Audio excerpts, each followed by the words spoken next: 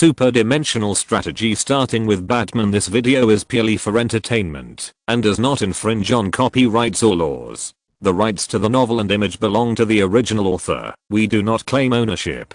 Don't like waiting and want to listen to this fanfic in full now? Subscribe to our Patreon, where you'll find the best fanfics. Chapter 277 Beyond Time. Getaway Lucy appears. After Lucy's words were over, the narration sounds for the first time. Lucy is implanted with a drug called CPH4, which is produced by pregnant women after 6 weeks of pregnancy. It allows the fetus to develop rapidly, from a single-celled organism to a multicellular organism in a short period of time. There are huge amounts of energy in it, and this energy started her evolution. This evolution acts on the brain, so that the brain can only be used and utilized 7%, and the utilization rate reaches 100%, which will make her a god. Hearing this narration, the audience blew up again. Batman stunned and said, "There is such a thing. Can it have such a big effect on the evolution of life? Isn't there a claim that the brain is underutilized, that it's underutilized?"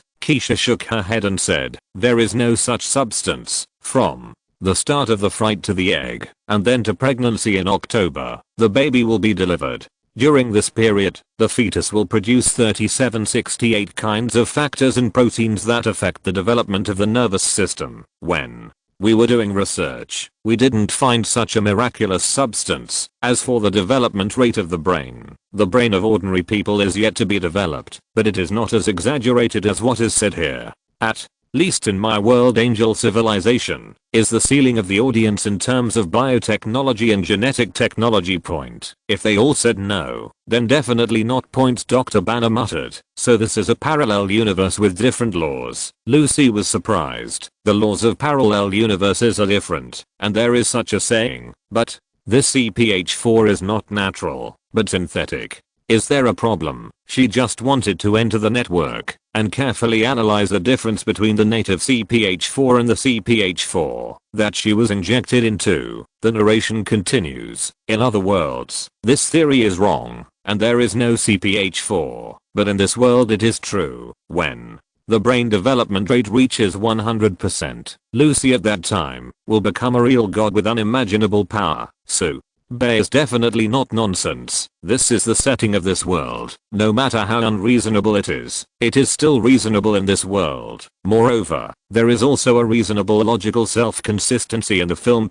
Bay also used the Great Prophecy to determine screen switching. I saw Lucy with a gun and walked into the former boss's residence with 2 guns in hand. He killed all his younger brothers. Those people have no power to fight back at all. Then she walked in front of the boss, who was listening to songs and making face masks. Lucy directly pulled out the 2 knives on both sides and placed his hands on the table. Avenged his previous revenge, then pressed his hands on his temples, read his memory, and found all the whereabouts of CPH4. The screen switches again. Lucy appeared at the airport, and she directly informed the police of the whereabouts of several other people with CPH4 by phone. At this time, she has been able to control the organization of her body at will and change the color and length of her hair at will. Screen switching. While on the plane. Because Lucy lacks CPH4, her body begins to decompose, and every cell seems to have its own consciousness and wants to evolve independently. When she swallowed a large amount of CPH4, the symptoms eased. The screen switches again. In a hospital, the boss, who didn't give up wanting revenge, brought a group of younger brothers to trouble her, but she easily controlled the magnetic force, making their 7 heads and pistols fly into the sky. It was easier to control gravity, so that they all flew to the ceiling and then fell directly. The screen switches again. Lucy is sitting with the world's top scientists. A professor asked, "How did you get all the information?" Lucy said, "Electromagnetic pulses. Every cell knows each other, communicates with each other, and they can exchange 1000 bytes of information per second. Cells come together to form a huge amount of communication network that forms the physical body." As she explained, she raised her hand, and another hand grew on the back of her hand, clinging to it. The fingers then stretched out, then turned into reptilian hands, growing scales and chokers. She really can completely control each of her cells, allowing them to grow and change at will. Screen switching. A picture appeared directly in front of Lucy. a picture of a car driving on the road, running faster and faster, and then disappeared. She said, when the speed of the car accelerates to infinity, the car ceases to exist. How do we prove it ever existed? Time, which proves its existence, is a real unit of measurement. Most of the audience was stunned by this statement. On the contrary, Doctor Strange and Dr. Manhattan couldn't help but nodded. Both of them have their own unique understanding of time. Screen switching. Lucy injected all the medicine into her body.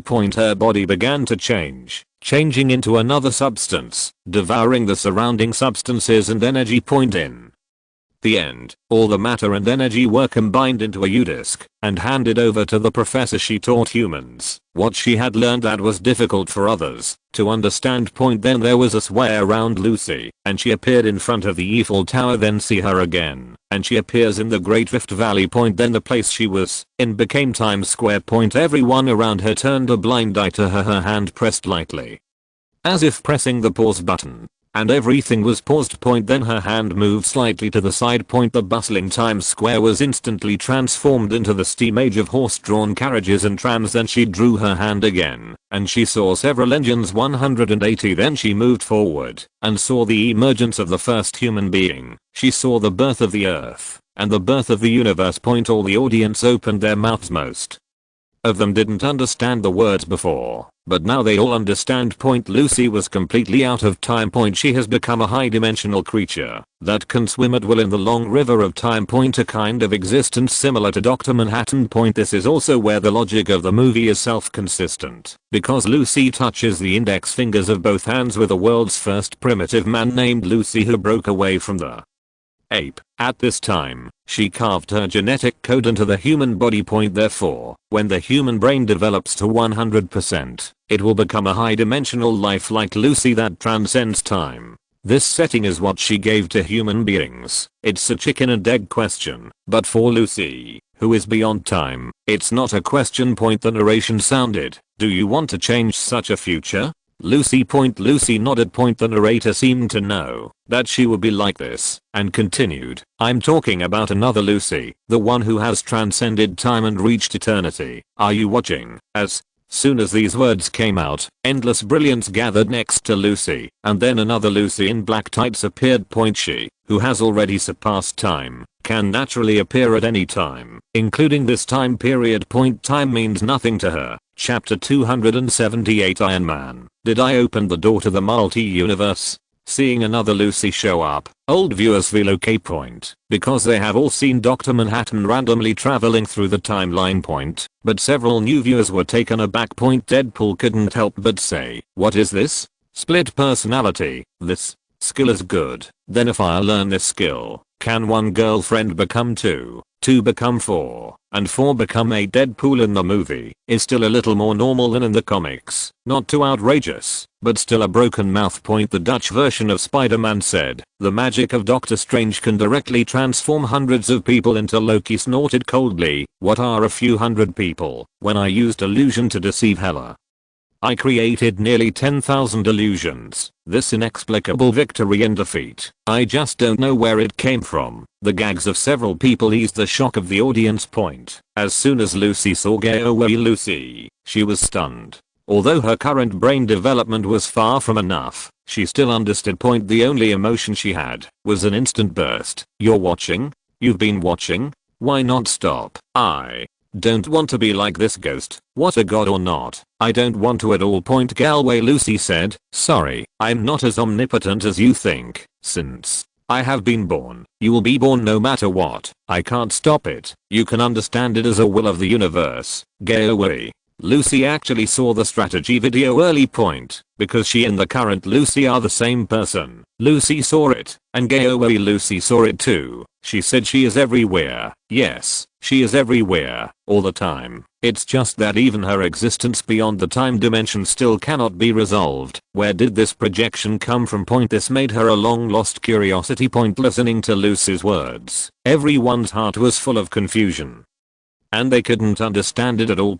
Anyway, it is probably known that the birth of Go-Away Lucy and the birth of Lucy are the inevitable results of this universe. In fact, Sube, who was peeping at the screen, couldn't understand the meaning of the words after all. Subei is not a high-dimensional creature. He is just an ordinary person with a little ability. This is why he spent 500 years of life as a raider. If it is done according to his understanding, it is too low level and full of mistakes. Then not only will the strategy be useless, but it will also make people laugh. It's okay to drop the force. The strategy is useless. Don't you get what you want? The narrator continued. This is actually very simple. You don't need to separate and cut the timeline. You only need to make this timeline into an infinite loop of Mobius. You need this, and then this. That way it won't affect you, because you're beyond the timeline. And now Lucy never has to be you. Subei, according to the script, put the strategy that he exchanged for the great prophecy into the narration point. In fact, he still doesn't understand. Lucy stared blankly at this video guide, and her heart suddenly became enlightened. So that's the case. You can separate me from her like this, but it won't cause a cut. The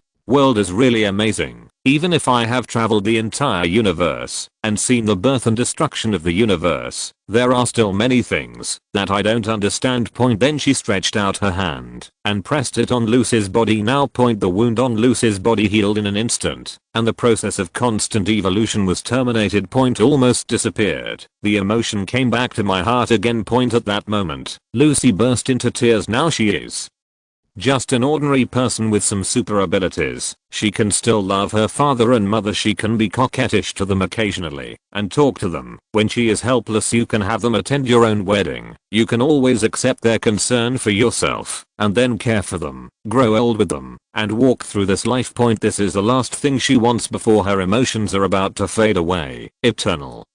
Immortal God. This is very tempting, but without emotion, like a machine-like immortality. This is something she absolutely does not want.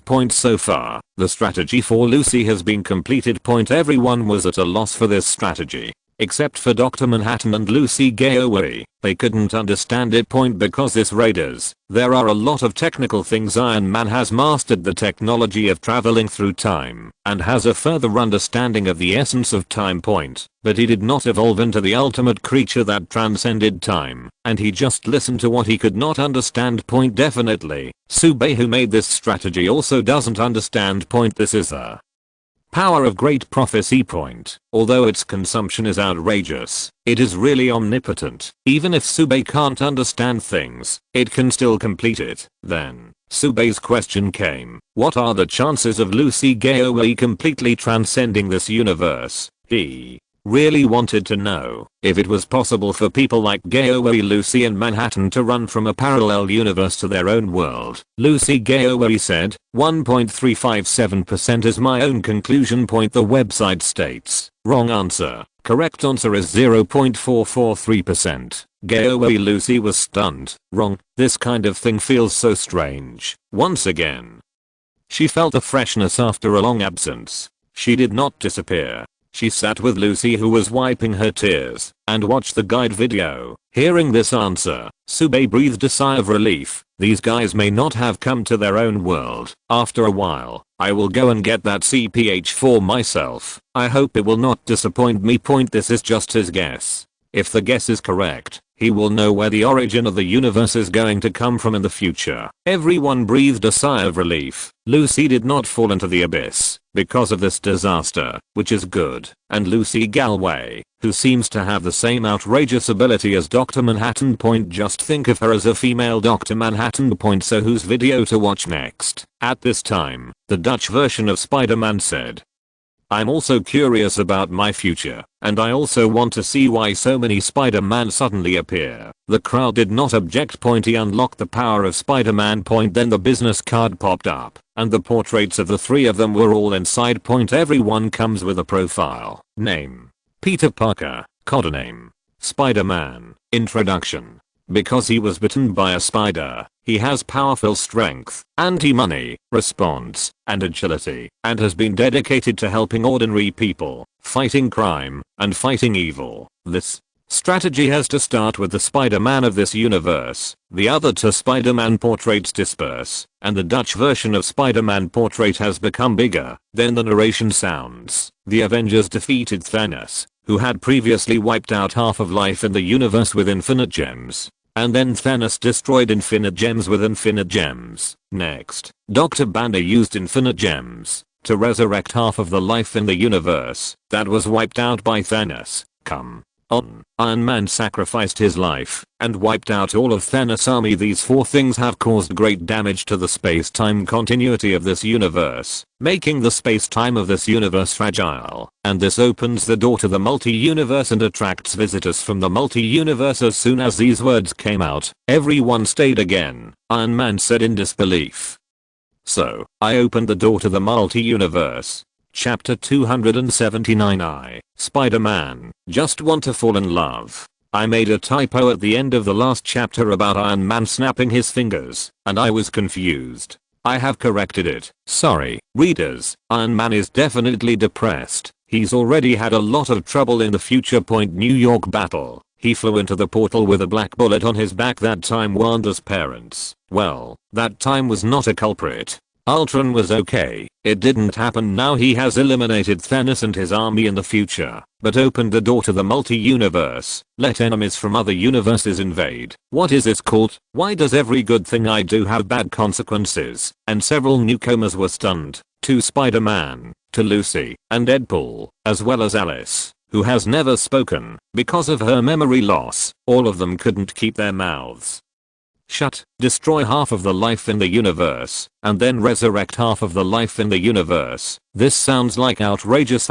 This is simply the act of the creator god. Garfield's Spider-Man said in disbelief. Really? You guys did this? Godzilla responded, and his voice was translated into human language. Yes, I saw it with my own eyes. Many hairless bugs turned to ashes, and then came back to life, which shocked me. It didn't know much about humans before 180. Now through the website, to know more and more, it becomes less talkative. It thinks these hairless bugs are so scary, and I hope that in their own world, these hairless bugs are not so scary. In fact, Godzilla is not a very aggressive creature. Everything it does is to maintain the balance of nature. Usually he likes roar or sleep, so he doesn't bother to pay attention to these things. Such a big monster responded to himself, making Garfield's version of Spider-Man's face change slightly, and said, "Thank you, Alice," said with a difficult look. "So we are not in the same universe. I can see what happened in your universe is a story. It makes me less nervous," Deadpool said. "Maybe what happens in all of our universes is a story to others." Recently, this feeling has become stronger and stronger. I always feel that someone is peeping into my world. Even men peep. Although XP is free, I still want to persuade this peeping person to exercise restraint. Pooh, everyone agreed. How could this man's mouth be more broken than Spider-Man? Captain Kirk said to Alice with great interest. "Now we can't interfere in other people's world. It's right to look at it this way. But girl, what exactly do? You didn't say it before. By the way, you are very beautiful." Alice covered her head and said, "I said I don't remember. I don't know if you believe it or not." Everyone sighed, and now there are more and more audiences, and everyone has appeared. Even people with amnesia appear here. What is the strategy for this? Gaoe Lucy also shook his head and said, "The parallel universe is really mysterious enough." What? Destroys half of the life in the universe in an instant, and restores this half of life in an instant, and even weakens the space-time structure of the universe, causing cracks to appear even in the eyes of her high-dimensional life. It was really out of the norm. The narration continues. This passage was spoken to Nick Fury by a mysterious man known as Mysterio. After Thanos' army was wiped out by Iron Man with wireless gloves, Nick Fury discovered a worldwide crisis. Nick Fury breathed a sigh of relief. Special. I finally did a good job. In the past Raiders videos, I don't seem to have done anything good. Screen switching. Nick Fury and Mariah Hill drive to a rundown town. Mariah Hill said, "Nick, this tragedy was just caused by a hurricane. Are we fighting the weather now, Nick?" Fury said. Residents in the area said they saw a human face on the hurricane. Mariah shook her head and said, "People will see hallucinations in panic, but this does not mean that we will usher in the end of the world again." At this time, a green smoke suddenly fell from the sky, and there was a person in the green smoke. He was wearing a battle armor and carried something like a fish tank on his head. His fish tank disappeared in an instant, and he asked, Who are you? What is this place? Nick Fury was stunned when there was a sudden explosion behind them. Then a huge amount of humans who seemed to be made of rocks appeared there, wreaking havoc. They fired one after another, but the bullets had no effect on the monster. The man with the fish tank on his head said, "You'd better stay out of your way." After he finished speaking, 2 green smoke spewed out of his hand and fought with the rock monster. Iron Man looked at this picture and frowned. "This person looks familiar to me. Ninny, help me search." Ninny said, "I found it. He is Quentin Baker, an employee of the Stark Group." As soon as he said this, Iron Man remembered his subordinate is quite capable, and he has certain attainments in virtual imaging. However, Iron Man uses it to reproduce the scene and treat people's psychological trauma, and he doesn't care much. Can't believe he is a superhero in a parallel universe. The world is amazing. The narration sounded again. A new threat has emerged in the world. Iron Man died fighting Thanos. Thor follows the Guardians of Galaxy to wander the universe. Captain Marvel is temporarily back in space. Black Widow tragic death. Vision died. The Hulk is gone. And more unstable. Wanda is also performing her family comedy in Westwell. And the Captain of the United States, when he returned to the Infinite Gems, chose to stay in the past. He has tried his whole life with Peggy Cap, and now he is a real old man, so he also retired. For a while Nick Fury couldn't find anyone to help, so he found Spider-Man, Peter Parker. But the current Spider-Man, hearing this, the Captain of the United States, opened his mouth. So it was, when the future me returned to Infinite Gems, I chose to stay in that time and space and spend my life with a card. Really envious. And Hawkeye was depressed and said, "I'm really a nobody. You would rather find a child than me for this kind of thing." His resentment is so deep. Screen switching. Spider-Man said excitedly to his good friend Ned, "I have a plan. Step 1. I'm going to sit with MJ. The second movie, I'll buy a dual headphone adapter and watch with her the whole flight. Step 3. Wait until Venice." The audience laughed when they saw this teenage boy's a really cute. The narration sounded, however, the current Spider-Man only wants to fall in love. Chapter 280 Super Warm Male Mystery Guest. Hearing the narrator's words, everyone laughed. Adolescent boy, who is not so. Only the Dutch version of Spider-Man is red-faced. Now I like the MJ thing. It seems that everyone knows it. But fortunately, they are not from the same universe as me. At this point Iron Man patted him on the shoulder and said, "Don't be embarrassed, it's normal." Screen switching. Spider-Man and Aunt May host a charity gala to raise money for those who have been resurrected. At this time, Iron Man's assistant and housekeeper, Happy, came with a large donation and had a good chat with Aunt May. When I saw the Dutch version of Spider-Man in front of the screen, my heart tightened. He was on guard against Iron Man. Who would have thought that Happy would be the one to shoot? This has to be careful. Oh. But the Happy Man isn't great, but he's not like a steely dude after all. If Aunt May likes it, go. Don't think about it. Happy then tells Spider-Man that Nick Fury wants to find him. However, he wanted to take advantage of the trip to have a good relationship, and he refused directly. Seeing the Dutch version of Spider-Man, he coughed lightly and said, "I don't know. I didn't know there was a multi-universe enemy invasion. Otherwise I would definitely answer the phone." Iron Man said, "No explanation. No one blames you. This teenager had just fought Thanos on Titan before, and he died and turned to ashes after being alive. He took part in another interstellar battle with Thanos' army. He's just a high school student. After a series of battles, who can blame him for wanting to rest? Not even the Captain of the United States chose to retire. Even if Iron Man is still alive in that future, I don't want to involve him in it," Captain the United States said.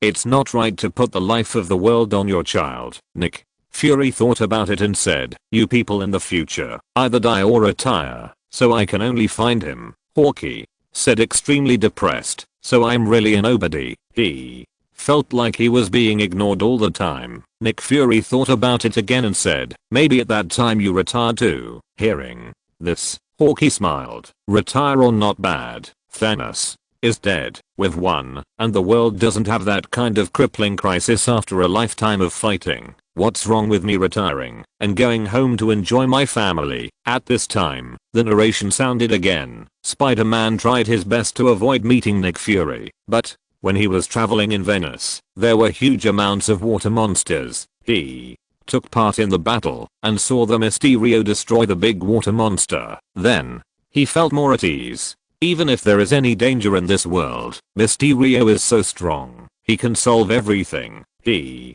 just needs to travel with peace of mind. That's when Nick Fury came to him. Screen switching. Spider-Man. Nick sits on a dinghy with Fury, who hands a box to Spider-Man. He said, "This is for you from Stark." Spider-Man took the box in surprise and opened it to see that there was actually a pair of glasses inside. In front of the screen. Iron Man said, "It seems that in the future I'm really dead. This is my control terminal, and everything I have is controlled by it." The old audience smiled warmly. It seems that Iron Man really regarded Spider-Man as his son. Nick Fury said, "He told you that if you want to wear a crown, you have to bear the weight." Then he took Spider-Man into an underground base. Spider-Man meets Mysterio face to face for the first time. Mysterio shook hands with him and said, "I did a good day today. If only there were more people like you in my world." Spider-Man stunned. "Sorry, you say, your world, Nick?" Fury said, "Mr. Baker is a man of Earth, but not our Earth." Mysterio said, "This world exists in a multi-universe, and I come from another universe on Earth." Spider-Man said excitedly, "You said there is a multi-universe. I thought this was pure theory, which would completely overturn our understanding of the singularity. What we are talking about is an eternally expanding system. How is it related to quantum fluctuations?" All of his words made Nick Fury and Mariah Hill bewildered. He looked at the sluggish people and said, "Sorry." Mysterio said, "Don't apologize for being smarter than everyone else." Then he started to introduce the monsters. He said, "They emerge from stable orbits inside black holes: earth, wind, water, fire. The Ministry of Science has a special statement, but we call them the element." Mariah Hill continued, "In their universe, these elemental incarnations pervade the entire human mythology." Mysterio nodded and said, "In my world, myths are all true." Spider-Man said, "Just like Thor." Hearing this, Iron Man in front of the screen frowned. Black Widow asked, "What's wrong?" Iron Man shook his head and said, "I think his statement is somewhat flawed. In our universe, there should be no such thing. But this is another parallel universe. Maybe the rules are a little different." On the screen. Mysterio continued, "They materialized on our Earth long ago. We've been fighting them for years, but each fight has made them stronger. 4 flowers. Now we only have one team against them, and I'm one of them." Nick Fury said, "The 3 that came before Mr. Baker has wiped out, and now there's the last one left." Mysterio said, "The fire element is also the strongest among them. It was he who ruined our world and took my family." Mariah said, "He will be in Prague in 48 hours. Peter, I want you to join us." At this time, the narration sounded again. Spider-Man declined the invitation to fight this time. He thinks Nick Fury should be looking for better superheroes, like Thor and Captain Marvel, and he's just everyone's good neighbor. Spider-Man, despite his verbal refusal, when it came to the end, Spider-Man was still involved in the fight against the fire elemental, but he was absent in the middle of the battle and behaved terribly.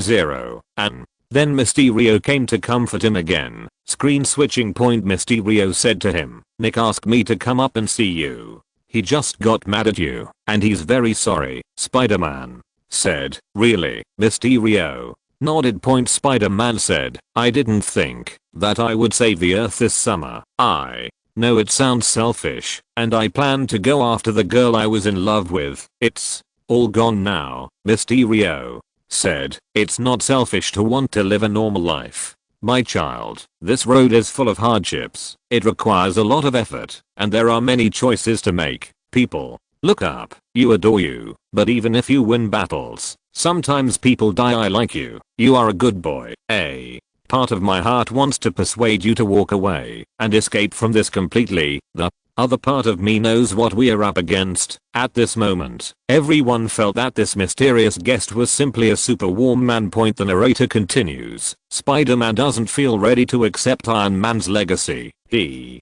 also thinks Mysterio is good, nice and strong enough to fight those monsters, so he decided to give Iron Man to his legacy, the glasses that could control all of Iron Man's left technological terminals, to Mysterio Quentin Baker. Hearing this, all the people who had watched all this with a tolerant mentality were all blown up. It may be a little less these days. Isn't the website going to finish the old book on the street? I read the books I have written over the years. There are too many. I have to do it from today. Otherwise I'm sorry for not finishing it. But there are still at least 10,000 words a day. I hope readers can continue to support. I'm sorry.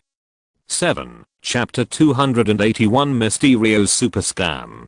Previously, Spider-Man was passively avoiding battles and only cared about traveling with his girlfriend, which is understandable to everyone. After all, he was still a child. But he actually gave such an important thing to someone else casually. Older viewers, in particular, know how much Superman-like technology Iron Man wields. What these things mean to the human world. This is simply, even Iron Man couldn't help saying. To the Dutch version of Spider-Man, are you serious? You've only met him a few times. Do you know him? I give it to you. Do you know what it means? It's far from Superman-like technology, and if it's not used properly, it's a disaster for the world. Got, the future me is really stupid. Captain the United States said. Tony, it's quite a risk you put in Peter's hands, that you don't even know him. Iron Man snorted coldly. Then who do I give it to? You know that I'm dead. 18 bends. You should be in charge of these things. Captain, I'm willing to believe you, but you chose to retire. Having said that, the United States captain was speechless. If you choose to abandon your own responsibility, what qualifications do you have to say that Spider-Man also does not want to take responsibility? But this responsibility is really heavy. I really want to go back and spend my life with Kate. Black Widow shook his head and said to Nick Fury, Fury is not like you. If Peter is so resistant to the assignment, why do you have to ask him? As a senior agent, she knows what kind of disaster will happen when a person is unwilling to perform this task. But does it? Nick Fury also shook his head. He didn't know what his future self was smoking. Batman couldn't help but said, Peter, I saw you and Thanos fighting before. You were really brave and fearless, but if you're going to hand something so important to someone else, you should really think about it. Do you know what kind of person he is? You have only met him a few times. Do you know what their world is like? Even he said that their world has been destroyed. Aren't you afraid that he has mastered these technologies to invade the human world? Luckily, that hasn't happened yet. However, when you encounter this kind of thing in the future, you really have to think more about it. Although you are still a child, your ability is very large, which means that every decision you make will have a huge amount of impact on the world. The other two Spider-Man are a little disapproving. Why is this child similar to himself still a variant of the child, but should bear such a heavy responsibility? Why? They haven't heard the saying that with great ability comes great responsibility, and they haven't turned into a real Spider-Man. And the others, seeing everyone talking about little Spider-Man, didn't speak up, and in everyone's opinion, this is a stupid thing. The Dutch version of Spider-Man is a bit overwhelmed. Even in his own eyes now, his actions are very rash and stupid.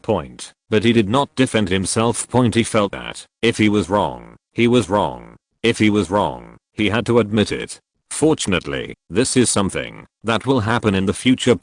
Now that Thanos has failed, Mr. Tony won't die, and I don't have to take over any of his legacy. Then the screen switches. Mysterio drinks with Peter Parker at the bar. Mysterio said, you should be glad that you did a good thing today. Spider-Man said, Fury is right. Tony has done a lot for me. I owe him. I owe everyone. Yes, yes. He gave me the stage to show my talents. He wanted me to do better than him, and Fury wanted me to live up to that expectation. Then, what do you want? Hearing this direct soul dialogue, Spider-Man said in confusion, I don't know. Mysterio added, Peter Parker, what do you want now? Finally, Spider-Man said his inner words, I want to travel now. I want to go back and continue traveling with my friends. I want to go to the top of the Eiffel Tower, confess to the girl I love, give her a kiss. Mysterio said, then go and kiss him. Spider-Man shook his head and said, no, because I have too many responsibilities on my shoulders. This is a waiter who handed Iron Man's glasses to Spider-Man, and he even dropped this thing on the ground, which shows how bad he is now. Mysterio said, these are the Edith glasses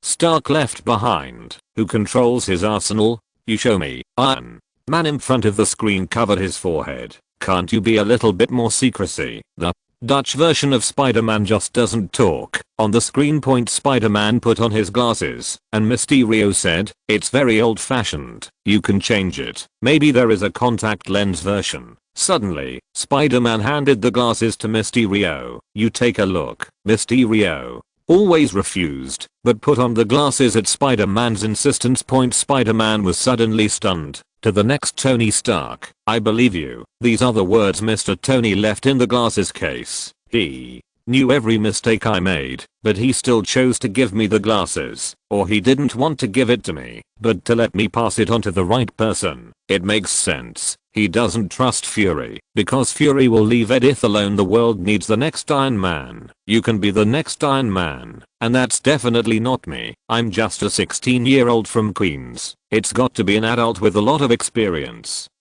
Reliable like Tony Stark. Like you, it was hard enough to listen to the narration before, but watching this now makes my blood pressure even fuller. Black Widow shook his head and sighed. When a person doesn't want to do something, he always finds a reason to convince himself. Peter is too young to take on this responsibility. Point. On the screen point. Regardless of Mysterio's refusal, Spider-Man handed over control of Edith to Mysterio. Point. Then he happily went on a trip. Point. After he left. Point. Suddenly all the people in the bar began to disappear. Only a few were real people. Point. And there are several projection devices floating in the air. Everyone felt bad. Point. The super warm male mystery guest said proudly before. Did you see it? It's effortless. Those people let out a roar and hugged together. Mysterio laughed so hard that he couldn't control himself. He shouted, who will help me take off this stupid costume? Then he got up on the bar and said, thanks to the former owner who brought us together, Tony Stark. This Demonic is surrounded by top-notch technology with real money, but he doesn't have the talent to make the most of it. For example, the holographic imaging technology I designed, which should be a revolutionary breakthrough with huge amounts of application prospect. It was turned into a self-healing device by Tony Stark. He named my life's work Ergo, then fired me and said I was mentally unstable. And William, your armed drone is absolutely amazing. My holographic projection technology and your armed drone technology work perfectly together. Realistic fantasy, real blow, magical skills, unlimited prospects, and Goodman, you made up the story. A guy from the multi-universe fighting monsters in Europe. This is simply irresponsible. People nowadays just eat this way. In fact, everyone believes it. Now that we've won, we've got Tony Stark's legacy. We'll make Mysterio the next Iron Man. This scene made everyone stunned. Unbelievable. Chapter 280. To the Spider-Man of Social Death. Black Widow widened his eyes and said, so he used this extremely realistic three-dimensional projection to create a virtual battle scene and then fool everyone by arming drones to inflict real damage. She turned to Nick Fury. How could you be fooled by such a thing? Black Widow felt unbelievable. This Nick Fury's performance was too unprofessional. This level of illusion, if it is Nick Fury, should be able to easily see through it. The traces of the on-site battle and the residual attack energy can all be used as clues to see through. In such a case, SHIELD will definitely make every effort to investigate and not miss a single detail. Iron Man said with a livid face, Quentin Baker has mental problems. And I fired him. It looks like I've fired well now. That bald guy over there turned out to be a Bama subordinate, and his drone design is a piece of shit. Why do you blame me for not appreciating him? And that woman, her imp in disguise. You were actually deceived by this. Nick Fury's face darkened. Me and Hill were really unprofessional. 13. This kind of fake traces, drone attacks and elemental monster attacks are definitely different. Damn, I got it. These Two people are definitely not themselves, Mariah and Point. They are Skrulls. Sometimes I have to deal with something and I can't separate myself, and I will find the Skrulls as my stand-in. Point. It seems that this kind of thing can't be done in the future and there will be a big mess. Thor, equally stunned, turned to look at Loki. Their illusions are better than yours, Loki said angrily. My illusion is a mirror image at the molecular level, and his mere virtual projection. I can see it at a glance. He can beat me. Point. Dr. Banner said, but you can't fool the world like they did. As the god of deception, Loki's illusions are indeed very realistic, but in terms of deception, it seems that they can't compare to Mysterio and his team. Point. Other audience members shook their heads one after another. This Quentin Baker is really talented, but what are you doing with these crooked ways? What's wrong with this technology? The most shocking thing was the Dutch version of Spider-Man himself. Point. He actually fell into this incomparable fool and handed Edith to him. God, how can I be so stupid in the future? Then the narration sounded. Quentin deceived the world with virtual projection technology and armed drones. His purpose is to be a superhero beyond Iron Man. Get unimaginable fame and fortune. So he decided to make a big move, completely destroy London, and swear the birth of a superhero with a hearty Doomsday battle. As for how many casualties it will cause, he doesn't care. Lug's eyes widened. As a super liar who could deceive the three-body problem, he felt incredible. Point. This man cheated the whole world, just for money and fame. Can't get these things with the technology of his current team. No wonder he was in an abnormal state of mind. Point. If I want to choose to hold the sword, I must do multiple evaluations of my mental state. Screen switching. Point. Spider-Man and MJ are on a small bridge. Point. Spider-Man said to MJ,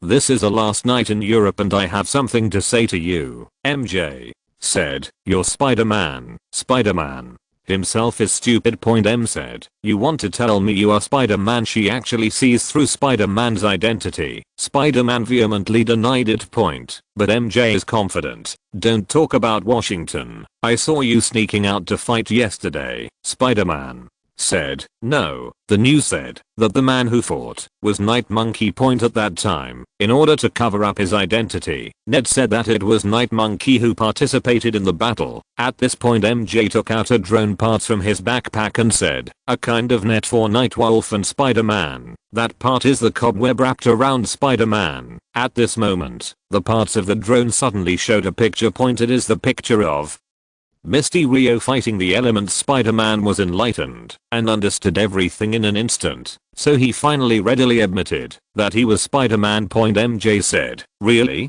I was only 67% sure. Thanks to my careful observation. Point. Spider-Man's heart skipped a beat, and he realized that MJ paid so much attention to himself, not because he liked you, but because he suspected that he was Spider-Man. Point. But at this time, he has no time for this. He immediately said, yes, I'm Spider-Man. I just got into a big accident, and I have a problem to deal with. Point. The narration repeats. Spider-Man realizes he's made a big mistake, so he goes to Nick Fury right away, but Mysterio strikes and uses his virtual projection technology to knock Spider-Man out of control. Point. Screen switching. Point. Spider-Man is telling the truth with Nick Fury and Mariah Hill. Point. But then the surrounding environment suddenly changed. Point. The entire environment is transformed by virtual projection technology, and Nick Fury is knocked out. Point. Spider-Man can't find where the mysterious guest is at all, and every object he attacks is an illusion. Point. Where he thought it was an abyss, he jumped down just to the ground. Point. Where he thought it was flat, it turned out to be empty. Point. It was scarier than going completely blind, because everything was misleading him. Point. Mysterio also uses virtual projections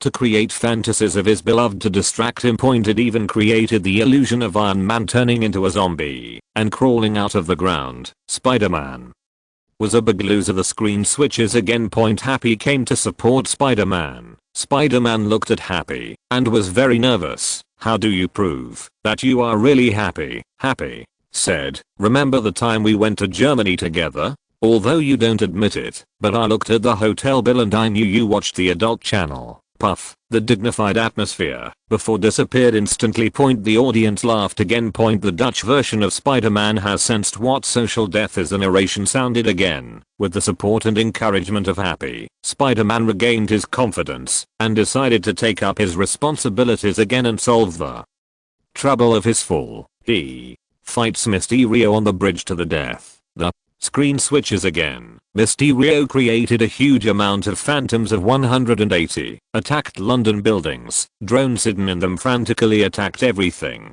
causing a real attack. That picture is magnificent. Spider-Man came to stop. Mysterio created an illusion, but Spider-Man closed his eyes and beat him by instinct and take back control of Edith and destroy all the armed drones. Next, it sounded again. Spider-Man uses his spider telepathy. Spider telepathy is his special induction, which can clearly perceive the attack against him, which makes him not affected by these virtual projections, thus defeating the mysterious guest.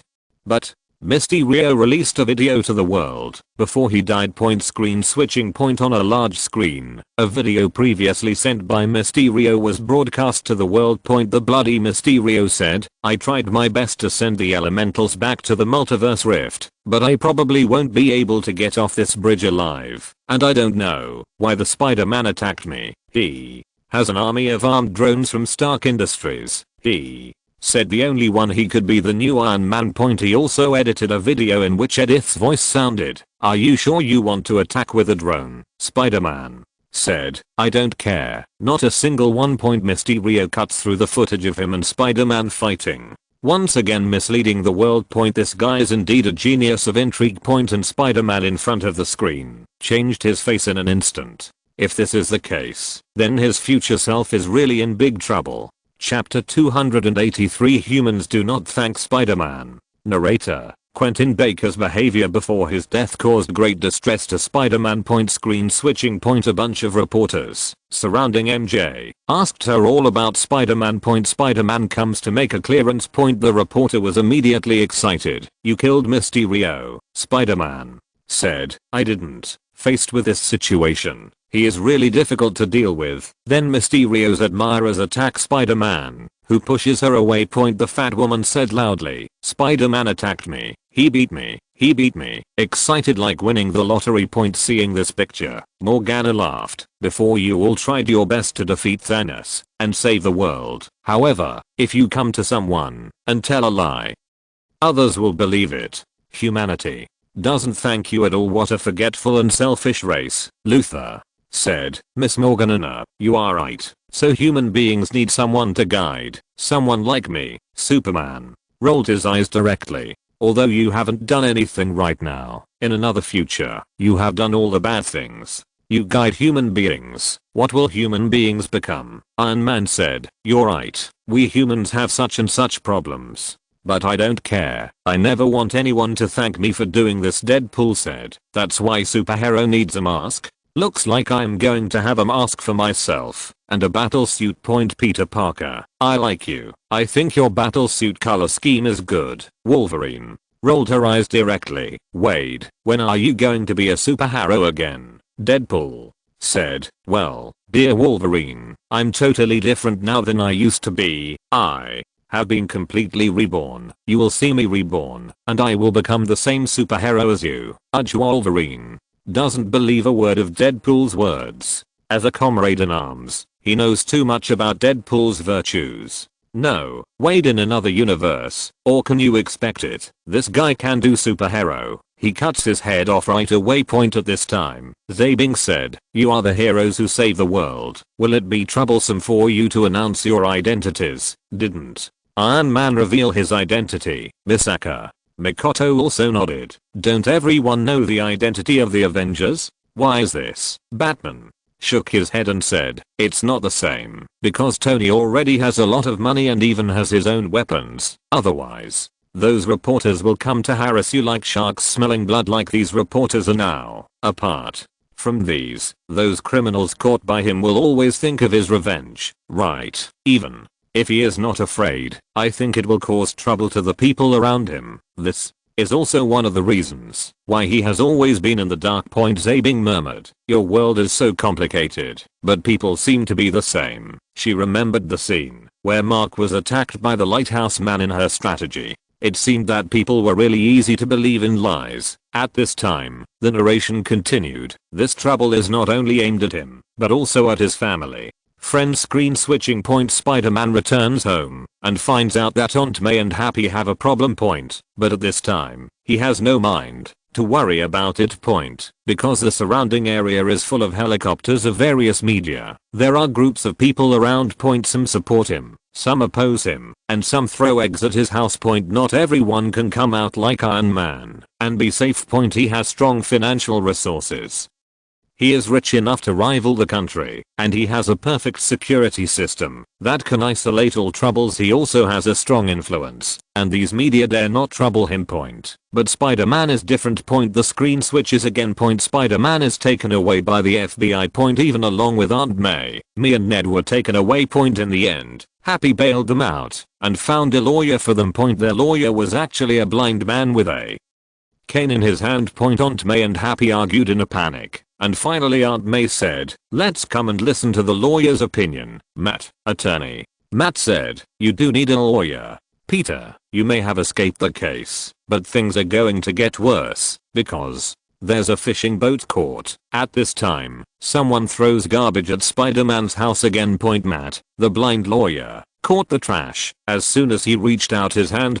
Spider-Man said in shock, how did you do that? Matt said, I'm a very good lawyer. Spider-Man opens the trash, which is a brick wrapped in newspaper that says we believe in Mr. Is. Everyone looked at them and shook their heads this time. Even Keisha couldn't help shaking her head and said, the people in this world are so stupid that I want to laugh. At this time, Angel Yan said, I have been to Earth, the Earth of our world, where the media has a lot of influence. When something important happens, they will try to hype it up. Anyway, as long as the impact is big enough, their newspapers will sell well. They don't care about the truth at all. Enough people, Hexy said. Deformed media. Everyone nodded. Iron Man said, so I hate the newspapers the most, and the news, but this lawyer is good. Lawyer Matt, or we can go to him and see what's going on. Matt. Murdoch, Daredevil. But now, no one here knows him. The narration sounded again. Not only that, even at school, Spider-Man was also harassed by the media, and even Massachusetts College, where he applied, rejected him because he was Spider-Man, including his friends. Ned and MJ were similarly rejected, feeling cornered. Spider-Man has found something. Doctor Strange, and he wants Doctor Strange to help him. Screen switching. The supreme holy place was already covered with a layer of snow, but it was Wong who opened the space channel to Siberia and forgot to close it. Doctor Strange asked him what was the matter. Spider-Man said, Mr. Strange drive. Kiai said, we have fought in the universe together. You have saved me, and we have saved the universe together. It is too outlandish for you to call me Mr. Spider-Man is as good as he is, and tells his troubles again, trying to make Mysterio look like it didn't happen. Doctor Strange refused, because the temporal continuity had been greatly disrupted by previous events. More importantly, he has no time gem to turn back time. Spider-Man was disappointed. At this time, Doctor Strange thought of a solution. He said, the rune of Kavaka. It's an amnesiac rune that won't turn back time, but will make people forget you're Spider-Man. Hearing this, the audience immediately turned to Doctor Strange. Heart thumping. Before Doctor Strange's performance in the battle with Thanos was very eye-catching, but it was not so powerful that it was so powerful that they did not have a more accurate understanding of the strength of this Sorcerer Supreme. But now they really feel the power of Sorcerer Supreme. There were a lot of outrageous people in the audience. But the only person who can do that is Doctor Strange. Even for Professor X, who is the #1 in the world in spiritual power, it is difficult for him to accurately make everyone forget this matter. Otherwise, he could erase the memory of people all over the world and make them completely forget about the existence of mutant. The outrageous level of Sorcerer Supreme is really surprising. Chapter 284. Doctor Strange, I opened the door to the multi-universe. feeling the eyes of everyone. Doctor Strange said, "This magic comes from the border of a dark and unknown dimension. There is a certain risk, but it is not a big problem." Iron Man said, "Why didn't the Ancient One magicians use this magic to make the Dark magicians forget about Dormammu's existence?" This question stopped Doctor Strange. How did he know? Gaoe Lucy shook his head and said, "No matter how much I think about it, I can't understand the principle of this spell. It's very simple to modify one person's memory, but to modify the memories of so many people at the same time. If it were me, it would take the same time to go to everyone in the world to modify it." Well, you can actually do that too, right? Can you do Versailles one by one? Consider the mood of us ordinary people. But everyone's mood has relaxed. Although the illusion created by Quentin Baker is troublesome, since it has been known in advance, it is not a threat. Even if Spider-Man's identity is accidentally revealed, Doctor Strange can solve the problem. Or maybe not even a raiders this time. Screen switching 183. Doctor Strange brought Spider-Man to an ancient altar and began to cast magic.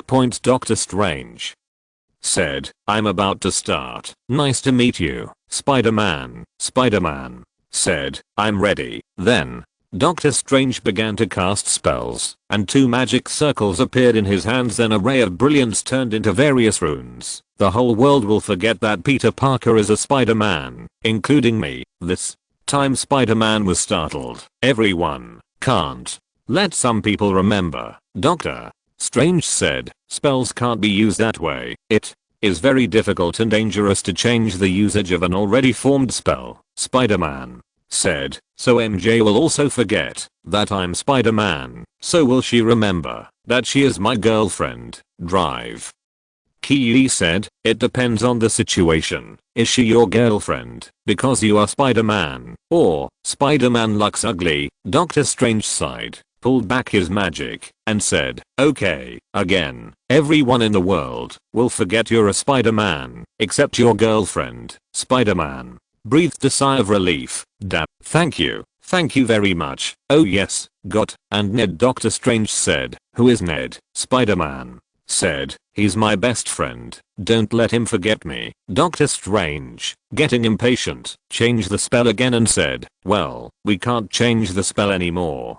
Don't bother me while I'm casting." Spider-Man nodded seriously and said, "I promise, I will never disturb you again." "No, but my Aunt May needs to know." Doctor Strange said, "Peter, the spell can't be changed anymore." Spider-Man was very upset. Once she found out I was Spider-Man again, things went haywire. Doctor Strange reluctantly revised the spell again. Spider-Man said, "Including Aunt May?" "Thank you, yes, and happy." Iron Man in front of the screen had already covered his forehead, and he said to Spider-Man, "If I were Doctor Strange, I would have beaten you into a pig's head and threw it out as a super programmer. If anyone wants to ask him for changes, he will directly beat that person into a pig's head." Zatanna said, "Got, Peter, can't you just say it all at once when someone else is casting a spell? I'd be P*** D off if it was me." Zatanna's magic is also a powerful batch.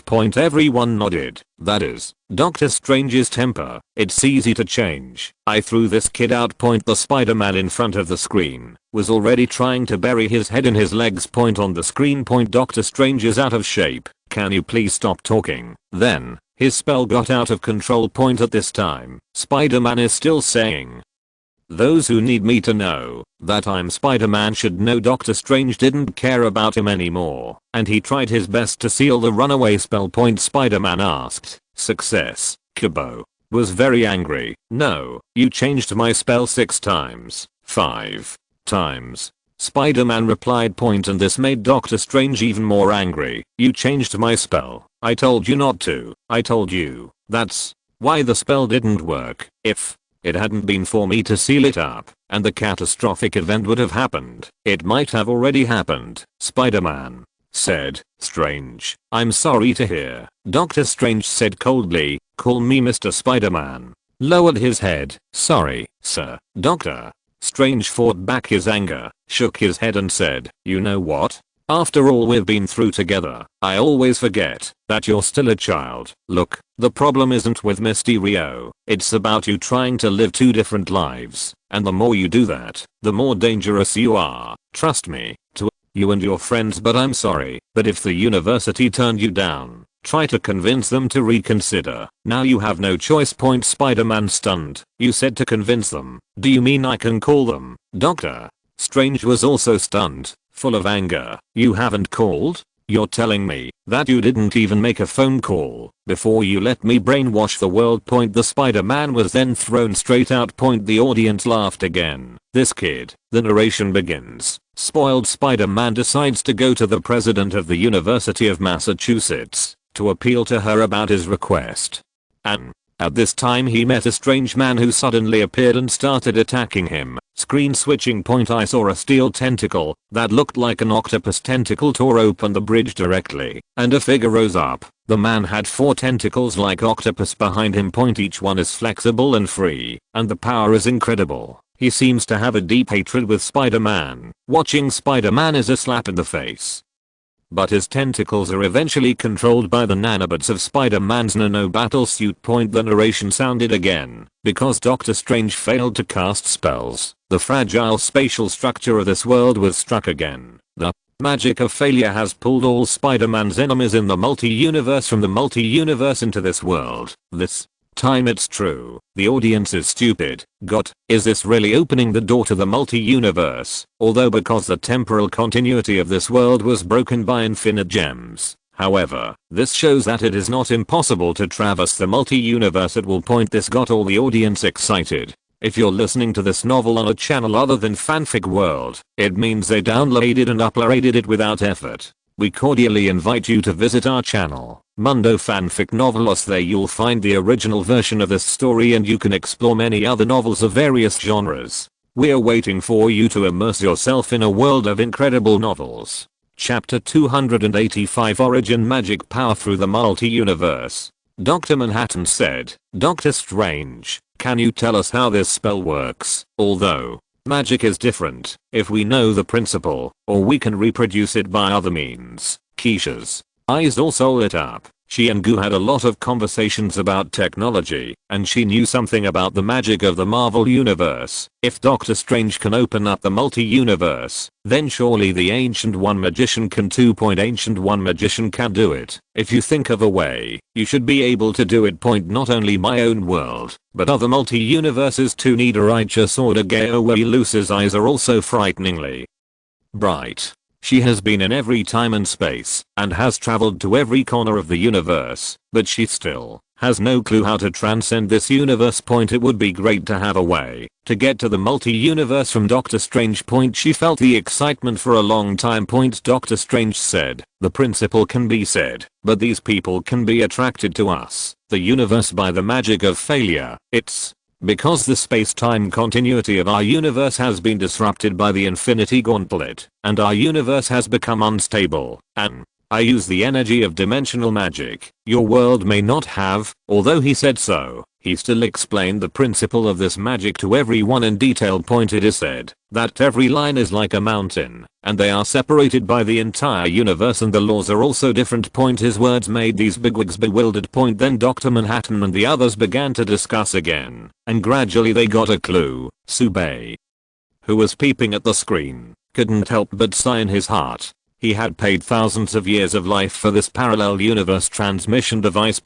And they just mentioned it like this, and they actually got a clue. The big guy's really the big guy. Finally they ended the exchange. Dr. Manhattan said, there is no other cosmic coordinate positioning. How to get this cosmic coordinate positioning? This is too difficult. It takes too much power. High dimensional Lucy said, we can make an attempt, or I will send you a signal to see if you can receive it as a coordinate at this moment. Misaka Makoto suddenly cried out in surprise. I saw a red light suddenly appeared beside her, and the red light surrounded her, making her feel an incomparably powerful force, which seemed to enhance her ability. She said in horror, what is this? Scarlet, which opened his mouth wide. That's origin magic power. She remembered that when she saw Accelerator killing Misaka's sister that day, she wanted to tear Accelerator to pieces, then a powerful magic power surged and then disappeared. Could it be that his own origin magic power actually passed through the multi-universe and came to Misaka Makoto? The crowd started asking, and Scarlet Witch explained it. Hearing Scarlet Witch's explanation, these people were dumbfounded.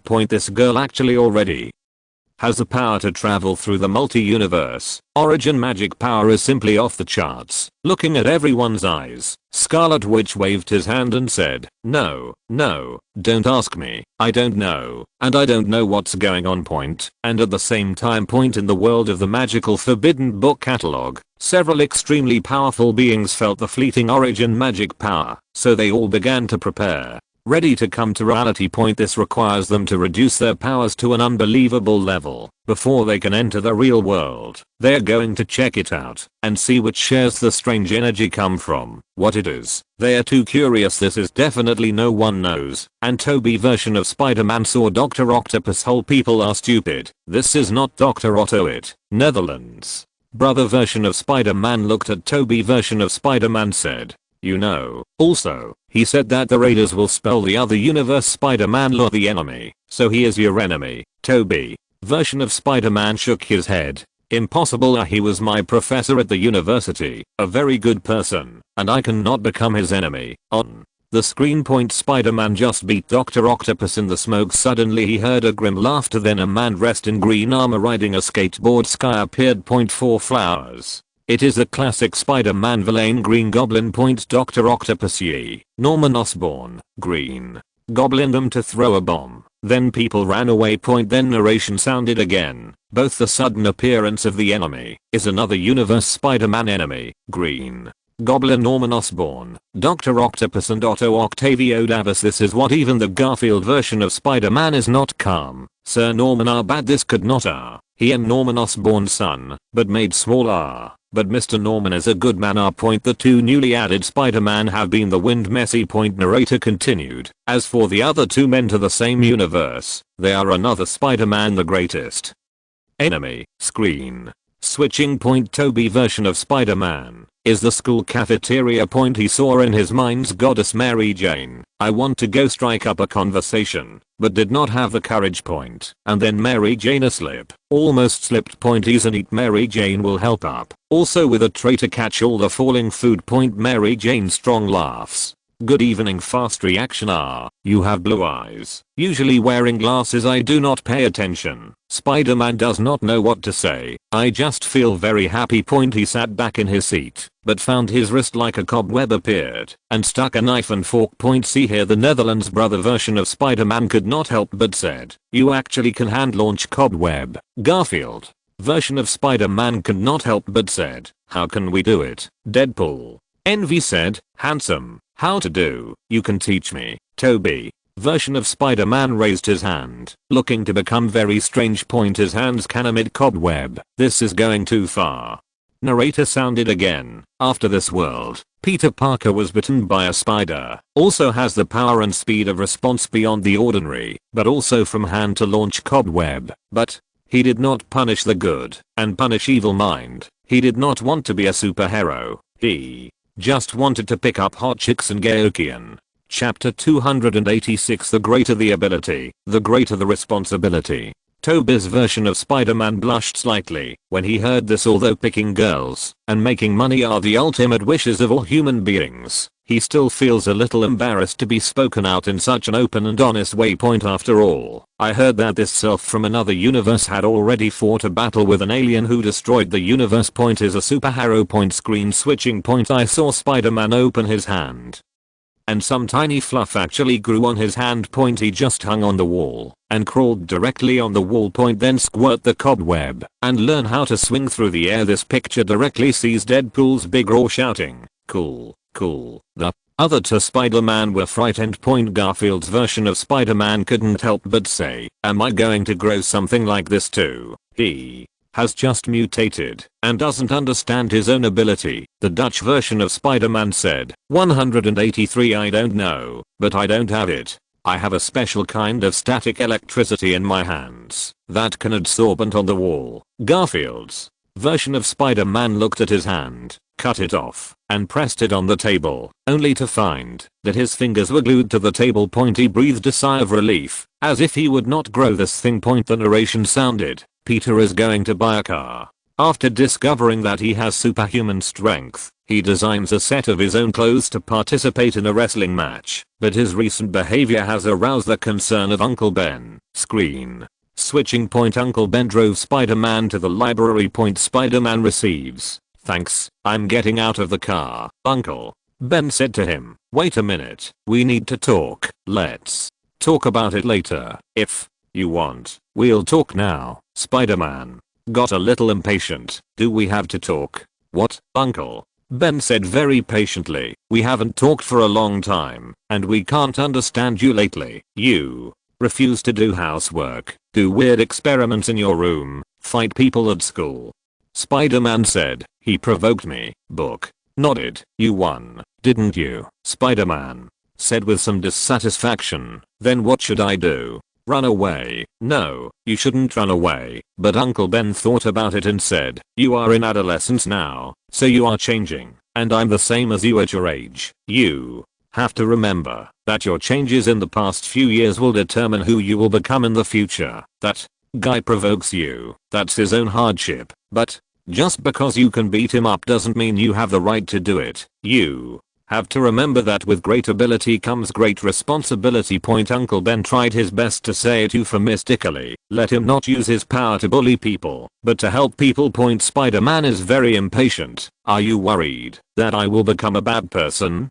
Don't worry, things are completely different. I will handle it myself. Don't teach me anymore. It's a little embarrassing to see Tobey's version of Spider-Man here. I'm not going to be a big bad, Uncle Ben. I'm definitely not saying he's bad. He's a very nice guy, just a little preachy. The screen switches again. In the wrestling ring. Spider-Man wears a battle suit of his own design and a mask. Opposite him is a wrestling champion who weighs nearly twice as much. The audience roared wildly, hoping that Spider-Man would be beaten up, but he easily beat the wrestling champ and accepted Raw. It can be seen that he is very excited. He is enjoying it. This feeling of admiration by all people. The screen switches again. In the boss's office, the boss only gave Spider-Man 100 yuan. Spider-Man is a little annoyed. The ad says 3,000. The boss said disdainfully, look again, pighead. 3,000 yuan in 3 minutes. You only spent 2 minutes. You are lucky if you have 100 yuan. Spider-Man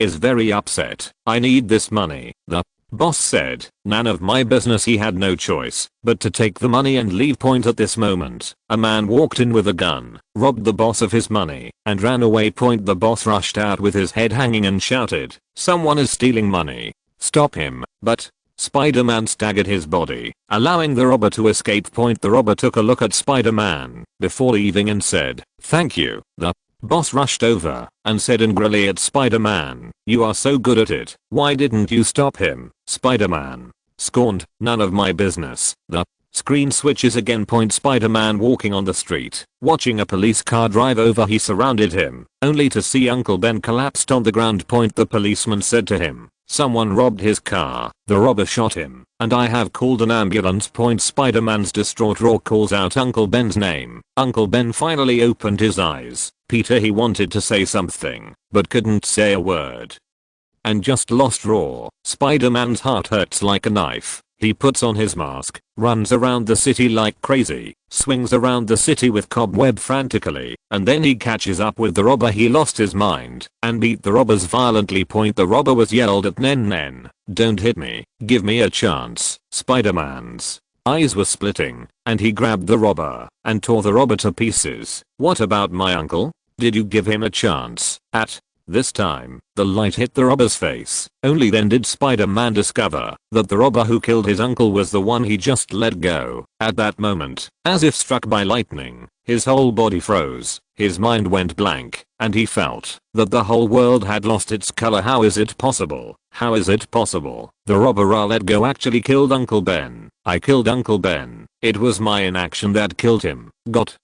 Why is this happening? At this moment, all the audience held Raw's breath, unable to utter a word. Batman murmured, fate is cruel. He remembered that alley, that night, and his parents, Toby Spider-Man in front of the screen, is equally at a loss. How is it possible? How can this happen? Why does this happen? The boss who deserved to die for 0.7. He deducted his own money. Is it wrong for him not to help him? Impossible. I will kill Uncle Ben in the future. No. I already know that the future won't happen. I'll find that guy. I swear. I'm going to send him to hell. At this time, he even had a murderous intention. For the first time in my life, at this time, the narration sounded. This incident deeply touched Peter Parker. He couldn't forgive himself for the last sentence he said to Uncle Ben. Just to stop him and stop teaching, he began to recall every word Uncle Ben said to him, and he finally understood what Uncle Ben said. The greater the ability, the greater the responsibility. So, he made a new dress for himself and started fighting crime in the city, which in his opinion was his responsibility, and his first big opponent was Green Goblin Norman Osborn. Chapter 287 Green Goblin and Dr. Octopus. Hearing this, Toby's version of Spider-Man finally came out of the remorse and anger just now, saying, "Is this a mistake? I just met Mr. Osborn this morning. He's very nice." Garfield's version of Spider-Man also said, "Mr. Osborn is a good guy in Minecraft too," pointing to the Dutch version of Spider-Man. Iron Man said, when he saw Quentin Baker, he thought he was a super nice guy. The three Spider-Man were at a loss for words, and if Iron Man became venomous, it would be very poisonous in a word. The three of them were scolded. Screen switching. I saw that Norman Osborn took a potion in a laboratory. The experimenter next to him said, "Please, Mr. Osborn. The experimental results of the physical enhancement program were not satisfactory. Just give me 2 weeks to do another experiment and find another volunteer." As Osborn undressed, he said, "Don't read like that. The experiment is inherently risky. Without getting an order within 2 weeks, the 13th Osborn group will close down. People have to rely on themselves. Give me Primax. It gets the booster into the blood faster." Then he lay down on the laboratory bed and began to inject medicine. The captain of the United States looked at this picture and gave birth to a sense of sight. It seems that, no matter which parallel universe we are in, our country likes to create super soldiers. Before he could speak, a burst of alarm sounded on the screen. Osborn's signs had become so dangerous that his heart stopped beating. By the end point, the experimenter immediately aborted the experiment and performed CPR for Osborn. But with his eyes open, Osborn grabbed him by the neck and threw him out, killing him. This just makes people look stupid. Captain the United States said, "Looks like his transformation was successful, but why did he kill everyone?" Shook their heads, expressing incomprehension. If the experiment is successful, there is no need to kill people. He was originally the experimenter who was carrying out the experiment, so there is no need to kill people. At this time, the narration sounded again. The strengthening potion directly stimulated the dark side of Norman Osborn, turning him into Green Goblin. Become mob, cruel, murderous. Toby Spider-Man widens his eyes. A side effect of the experiment?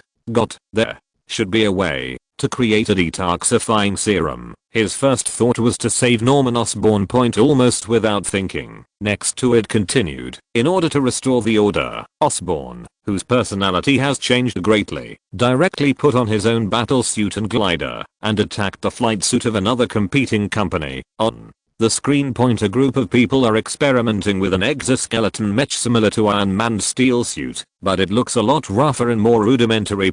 At this moment, there was a ferocious laughter in the sky, and the Green Goblin standing on the flight skateboard appeared and directly destroyed it. Deadpool opened his mouth wide. "This flight skateboard is so handsome." Next to it sounded, "Osborn took the order, and the company's stock went to the daily limit, but the shareholders wanted to cash out because of the good situation and sold the Osborn Group directly, and he was fired by the board and lost the company he founded. It totally d him off." Screen switching. It is the Times Square that everyone is familiar with. The top executives of the Osborn Group and the group that acquired them attended the celebration together, and Spider-Man's classmate, Osborn's son Harry Osborn, and Spider-Man's sweetheart Mary Jane are also on it. Now she's Harry's girlfriend. Then the hideous laughter sounded again, and Green Goblin stood on his glider and flew to the summit platform. His agility was beyond imagination, and he still stood firm on the skateboard with such a violent flight, without losing his balance at all. He then attacked the summit station, and threw the Green Goblin bomb. The bomb actually decomposed those people into dust. Spider-Man dresses up, and saves her for a fight with Green Goblin, and rescued the trapped Mary Jane at a critical moment. The narration sounded again. Green Goblin got on Spider-Man. He fought Spider-Man several times, and Spider-Man defeated him in the end. Screen switching. The bruised Spider-Man beats Green Goblin. Unbeatable Green Goblin began to beg for mercy. "Peter, it's me." He took off his mask and said, "It's lucky to be you, Peter." Spider-Man said in shock, "Mr. Osborn? Kill those guys on your balcony." Osborn wept bitterly and said, "Green Goblin did it. It has nothing to do with me. Don't let him control my mind. Please help me. Protect me. I don't want to do it, but Green Goblin controls me." Spider-Man is still in disbelief. "You want to kill Aunt May and Sister Mary," Osborn said, "but I didn't kill you. I tried to stop him, but couldn't." While begging for mercy, he took control of his Green Goblin skateboard and charged towards Spider-Man's back. Spider-Man dodged the blow, but Green Goblin's skateboard killed Green Goblin outright. Seeing this, Batman said, "You'd better not believe a word of what a criminal says, especially in battle. Not a word of them is true. You don't have to feel guilty about this kind of person." Toby's Spider-Man in front of the screen opened his mouth wide. He didn't expect Osborn to die like this. How would he face Harry? Can you stop him yourself? Has he become Green Goblin now? Seeing the death of Uncle Ben in the future has already made him a mess, and now seeing this scene, his mind is even more confused. The narration sounded again. Green Goblin was the first powerful enemy Spider-Man encountered, and he was originally killed by his own hands. But because of another universe, Doctor Strange failed to cast the spell, pulling Green Goblin directly into their universe. So does Dr. Octopus Otto. He installed 4 mechanical tentacles with artificial intelligence for himself in an attempt to use it to control the nuclear integrate reaction. Unfortunately, his suppressor was damaged during the experiment, and he was controlled by the artificial intelligence of the mechanical tentacles, becoming crazy and violent. He also died while fighting Spider-Man, and was teleported to this universe before he died. The screen switches again. Has returned to the Marvel Universe. The Dutch version of Spider-Man, who just battled Dr. Octopus and Green Goblin, has returned to Doctor Strange's supreme holy place. And there are several cages next to it, holding Dr. Octopus, and a weirdo like a lizard. Spider-Man was stupid, and had no idea what was going on. Doctor Strange said, "Remember that wish? All the people in the universe who knew Peter Parker were drawn to this world because of that failed spell." The narration sounded again. Doctor Strange wants Spider-Man to capture the other people who came because of Spider-Man and send them back to their own universe. Chapter 288, Sweet and Tired, Spider-Man and Gwen's dog food. I'm really sorry to see that some readers are talking about spoilers. I watched Spider-Man 3, and I was always excited, and I saw some readers reminding me in the comment section, but I didn't expect this. Readers who are afraid of spoilers can skip these chapters, but fortunately these contents are now available in the trailer. The narration continues. Doctor Strange builds Spider-Man a tool to catch these super criminals from the multi-universe. Then he meets 2 other multi-universe visitors, Electro and Sandman. They are one from the same place as Green Goblin, Dr. Octopus, and the other from another universe, another Spider-Man's enemy, with Dr. Lizard. Screen switching. Has come to the world of the extraordinary Spider-Man. Garfield's version of Spider-Man stands in front of the school aisle. Suddenly, several people came over, and the boy named Flessina jumped. When he heard him. He shook his head, walked away with the camera, and went out to see Gwen Stacy. He couldn't help but picked up the camera and started taking pictures. There was a sudden quarrel on the other side. It was a bully Flashy, who had frightened him earlier, who was holding a classmate in his hands and pressing his face to the food on the table. On the other hand, the students on the other side are cheering raw and cheering for Felicity. Spider-Man also squeezed into the crowd, saw Spider-Man, and Flashy said, "Parker, come take a picture." Spider-Man shook his head. "I wouldn't take pictures like this." Seeing that Flashy was going to bully the boy again, he said loudly, "Put him down, Eugene." Straight raw Flash's name has been equated with provocation. Fleecy stepped forward and punched Spider-Man directly to the ground.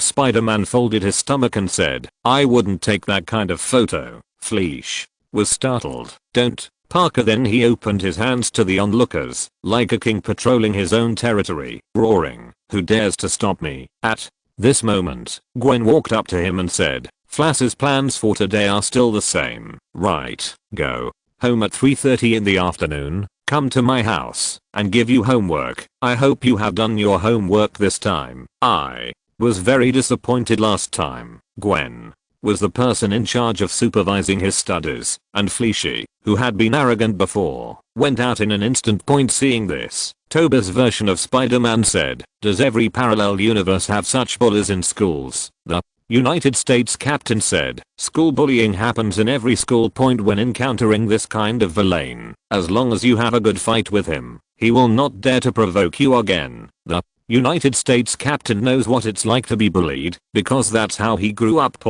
But when he was bullied, he never compromised, never surrendered.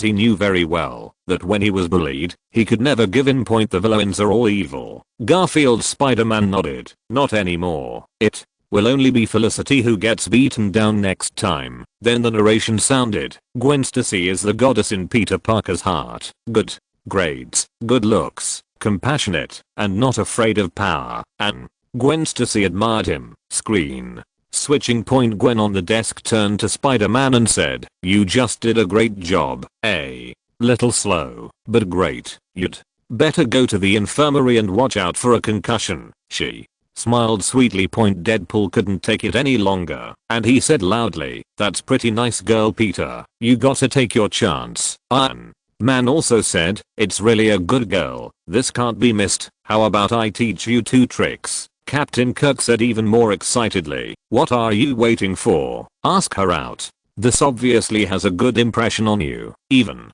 Professor X couldn't help but say, "The romance in the academy is the best. Peter, don't miss this opportunity. If you're embarrassed, or I can give you a reference." At this moment, the men seemed to have become masters of love. Godzilla snorted, "These hairless bugs are weird, but why does it feel so warm?" It couldn't help but say, "Do you want to breed offspring with her? But I don't think she is very strong, and the offspring may not be strong enough." At this moment, everyone is spraying rice. Garfield's version of Spider-Man's face instantly turned red into an apple. The narration repeats, "Back home, Spider-Man gets his father's relic from Uncle Ben. He began to investigate and found that his parents' death was related to Dr. Connors of the Osborn Group, so he secretly infiltrated the Osborn Group to investigate the whereabouts of his father. Here, he met Gwen again, who is now an intern with the Osborn Group as assistant to Dr. Connors." Screen switching. Dr.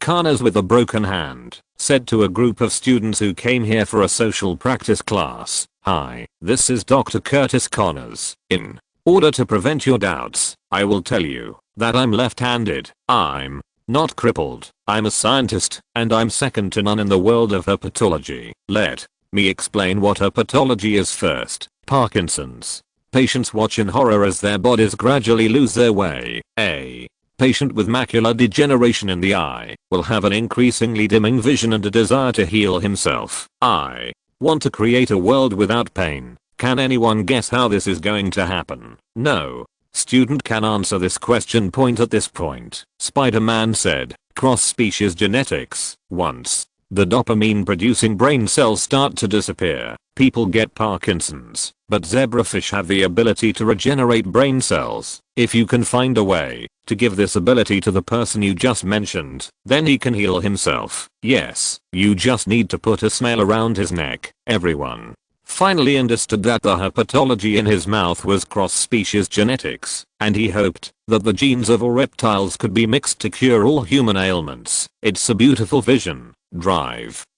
Connors looked at Spider-Man in surprise and asked Gwen, "Who is he?" Gwen was also surprised to see Spider-Man, and his name was not on the visiting list, so she had a little misunderstanding, and she smoothed out Spider-Man. "He's the second brightest student at Midtown Tech Point." Spider-Man looked at Gwen in surprise. "Second?" Gwen nodded proudly. "Second. It means that the first one is my mother." That proud look is so cute. Point at this time, the doctor had left in advance, and Gwen was in charge of receiving them. Originally, this kind of thing, the assistant can do it. He can just show up. Gwen went to Spider-Man alone and said to him, "What are you doing here?" Looked at the name tag he was wearing. "Rigrigo? Good money." Both of them burst out laughing. Gwen smiled sweetly. "Are you following me?" Spider-Man immediately shook his head. "No, I didn't follow you. I didn't know you were working here." Captain Kirk, who was looking at it, thumped his chest and said, "Boy, why are you so incapable of taking chances? At this time, you should boldly hold her hand and tell her, yes, I'm tracking you, and if I don't see you for a moment, I won't be able to live." Wonder Woman gave Captain Kirk a white look. "Don't imitate this greasy man. You will only scare girls away. You just have to let it be." Although these two people haven't started falling in love yet, it is this interaction that makes everyone feel like they have eaten a ton of dog food.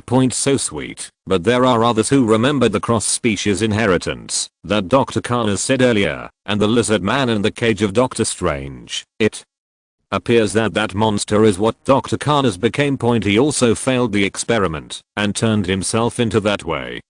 These people are still scientists. Isn't any of them reliable? Thank you for reading this story at mtlarchive.com. Your support enables us to keep the site running. Chapter 289 Spider-Man's Fate. Uncle Ben's Fate. Found. Memory error. Sandman is from Toby's version of the universe. Modified. Memory is a bit blurry. Took time to make up the movie. Much later. Sorry, the narration sounded. When visiting the Osborn group, Peter Parker was bitten by a spider like the other two Peter Parkers, and then he also mutated and awakening super ability. Then he went directly to Dr. Connors, asked the truth about his father's death, and handed over a cross-species genetic algorithm that his father left in his notes to Dr. Connors to help him complete his experiments, because Spider-Man felt that Dr. Connors had a very good wish. He taught Flesh at school and met Gwen. Screen switching. Uncle Ben was called to the school because Spider-Man had taught Flesh a lesson, and the two were given a meal by the headmaster, and then Uncle Ben saw Gwen. Uncle Ben said to Gwen, "He has pictures of you on his computer." After that, he left. This god assist is great. But Spider-Man said embarrassedly, "He has a lot of personality. He's my uncle. He just likes to joke." Gwen was carrying a backpack and holding the textbook in his hand, and said a little shyly and a little surprised, "Don't you have a picture of me on your computer?" Spider-Man was speechless. "Yes, definitely yes. I took a photo of your debate competition, and I'm retouching it with Photoshop. Please. That's that. I don't even know what to say." But seeing Gwen leaving, he couldn't help calling out to Gwen, "I don't know. I mean, we can do something else if possible, or we can go out." Gwen said, "Okay, anything." Captain Kirk screamed, "Oh my god, she really has a crush on you. Grab her hand now and kiss her." Deadpool patted the table directly and said, "Yes, right now." When a girl says this, it means that she really likes you. Go for it. Constantine lit a cigarette excitedly. "Hey, that's it." Even Batman, who usually looks extremely calm, said, "Yes, that's it. Ask him out immediately. Ask him out immediately, or you will regret it for the rest of your life." Ant-Man, Raleigh and Star-Lord even whistled directly. The men gasped for a while. Women aren't much better. Harley said, "Yes, she really likes you. If There was a man who stumbled in front of me like you did. I wouldn't care about him at all. Wonder Woman nodded and said, it is true. Hurry up and seize the opportunity. Everyone was excited. Sube, who is peeping at the screen, is full of question marks. Is dog food so delicious? Or, I'll cut more next time. The reason he cut so much of Gwen and Spider-Man is because Gwen's death was important to Spider-Man. Also, Gwen is much more likable than Mary Jane. In fact, it's because everyone has watched so many fights and tragic stories, so a warmer one must be very exciting. The Garfield version of Spider-Man in front of the screen was also excited. Gwen really has me in my heart. She likes me too. Is there anything happier in this world than the person I like also likes me? Unfortunately. On the screen. Spider-Man said. Well, but I'm a little busy right now, Gwen said very empathetically. I know I'm too, but maybe, okay, let's change the time. Yes, although the embarrassing chat between these two people can make people stick out of room 3 and room 1 with their feet. The sweetness is amazing. Deadpool was furious. You just gave up. Iron Man cupped his forehead and said, you are helpless, Lion. LUOG complained, I'm afraid I can't find a girlfriend for the rest of my life. At this time, the narrator recalled, although things are going well in the relationship, Spider-Man is in trouble at home. He was helping Dr. Connors with his experiments, but he didn't want to tell Aunt May and Uncle Ben, which made them very worried.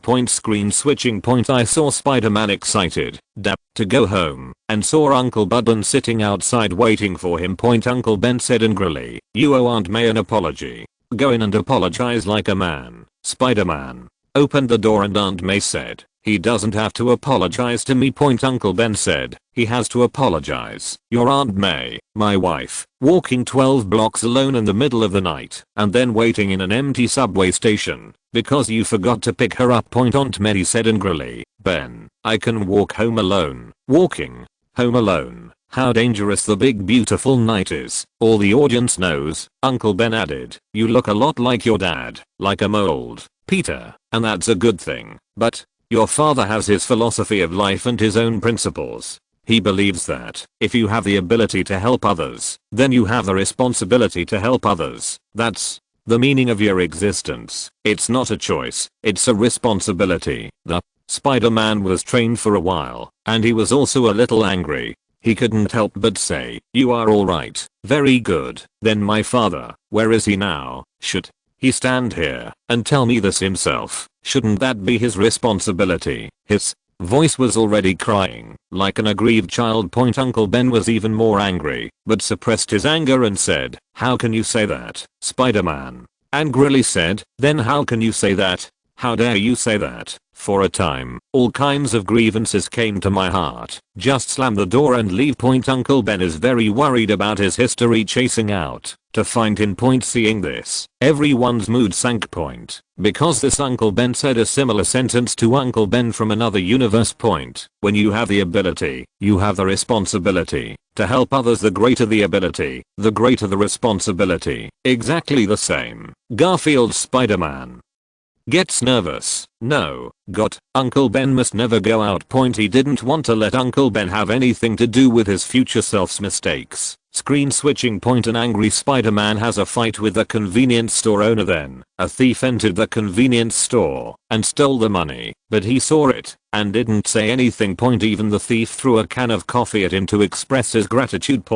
And after the thief ran out, he met Uncle Ben. He fell, and the gun in his hand fell to the ground. And Uncle Ben went to grab the gun. Then the gun went off, and Uncle Ben was dead. At this moment, the previous cheerful atmosphere disappeared. Immediately it got heavy. The Dutch version of Spider-Man said to Garfield's version of Spider-Man, as long as you know the future, you can change it. Don't worry too much. But after speaking, he became nervous. Uncle Ben of the two universes said similar things. Peter Parker of both universes both did something similar. The prisoner they let go killed Uncle Ben. What will I encounter?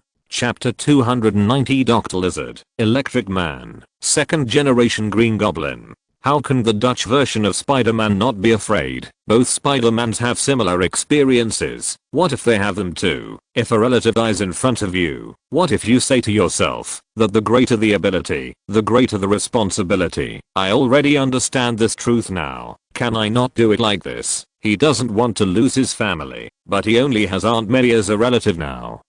And his uncle has long since died, so I shouldn't encounter such a thing. Thinking of this, he breathed a sigh of relief. And Garfield's version of Spider-Man is in a state of extreme self-blame and anger. Although he in that picture is the future he, but the future self speaks to Uncle Ben in this way, and also causes Uncle Ben to die tragically. He absolutely cannot accept it, so he, like Tobey's version of Spider-Man, remembered what the robber looked like. He will definitely send this guy to jail first. The narration sounded. Uncle Ben's death made Peter Parker go wild. He started frantically searching for the man who killed Uncle Ben at night, going out every night to fight the gangsters and hooligans, and also start fighting crime. In order to prevent those people from recognizing him, he also made a spider battle suit and a bead thread launcher for himself. And since then, the Spider-Man of this world was born. He was well received by the general public, but the police were unimpressed. Screen switching.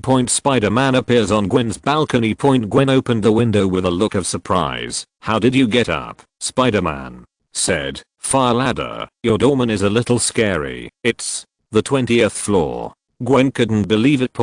But she was very happy to see Spider-Man climbing so high. The two had a sweet and awkward chat. Then the door opened, and Gwen's father came in, looked at Spider-Man with the eyes of an egg beater, and said, "You must be Mr. Peter." Gwen said, "Yes." Seeing that the atmosphere was a little subtle, Deadpool said, "Don't worry, brother. When you go to your girlfriend's house for the first time, your future father-in-law will definitely give you a slap in the face. As long as you are careful, everything will be fine. The key is to win the favor of the future mother-in-law." Deadpool doesn't care what the atmosphere is. His words and this picture make the atmosphere a little more relaxed. However, Deadpool said so, but the problem is big. Because Gwen's father was the city's sheriff. He detests Spider-Man and thinks Spider-Man is not the hero that ordinary citizens think he is, because Spider-Man is always fighting look-alike criminals. He's just taking revenge. This made the whole dinner unhappy. Spider-Man and Gwen go to the balcony. Spider-Man couldn't help saying to Gwen, "I have something to tell you." Gwen's little heart was beating wildly, and she thought Spider-Man wanted to confess to him.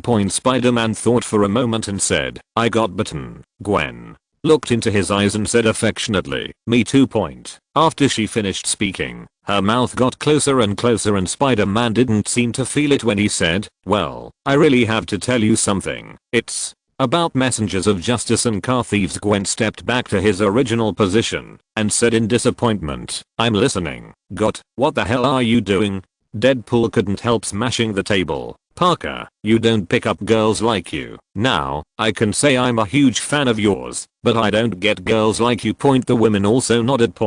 If it was them, I'm afraid they couldn't help but turn around and leave. Gwen can bear it. How much does she have to love Spider-Man? But Spider-Man really couldn't speak, and it was another awkward chat.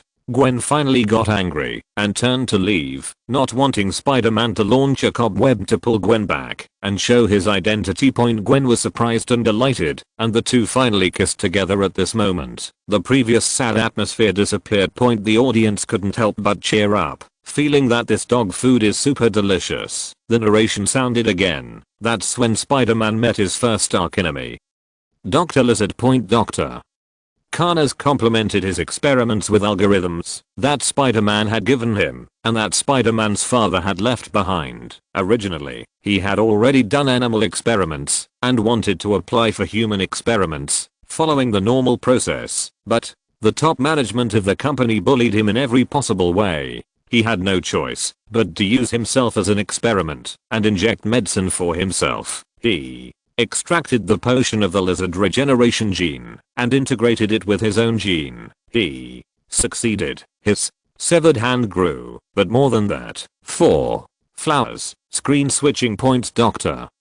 Connors has turned into a lizardman to wreak havoc on the bridge. Spider-Man came to stop him and mingled with him. Dr. Lizard is even far ahead of Spider-Man in power. The claws on the hands are sharper than knives. Spider-Man relies on his agility to barely fight back and forth. The narration sounded. Drive. Connors' mind also lost control after becoming Dr. Lizard. He feels that the lizardmen are a more perfect species than humans, and he is the only one in this world, and he feels too lonely. Also, he feels he has a responsibility to lead humanity to evolve into a higher level species. He is going to throw the medicine he developed on the whole city and turn everyone into lizardmen. Spider-Man came forward to stop it, and Gwen helped Spider-Man create a detoxification formula. Spider-Man and Gwen's father also teamed up to defeat Dr. Lizard and turn him back into a human. It's just that Sheriff Stacy died in the fight. Drive. Lizard was also drawn to another world by Doctor Strange's magic, and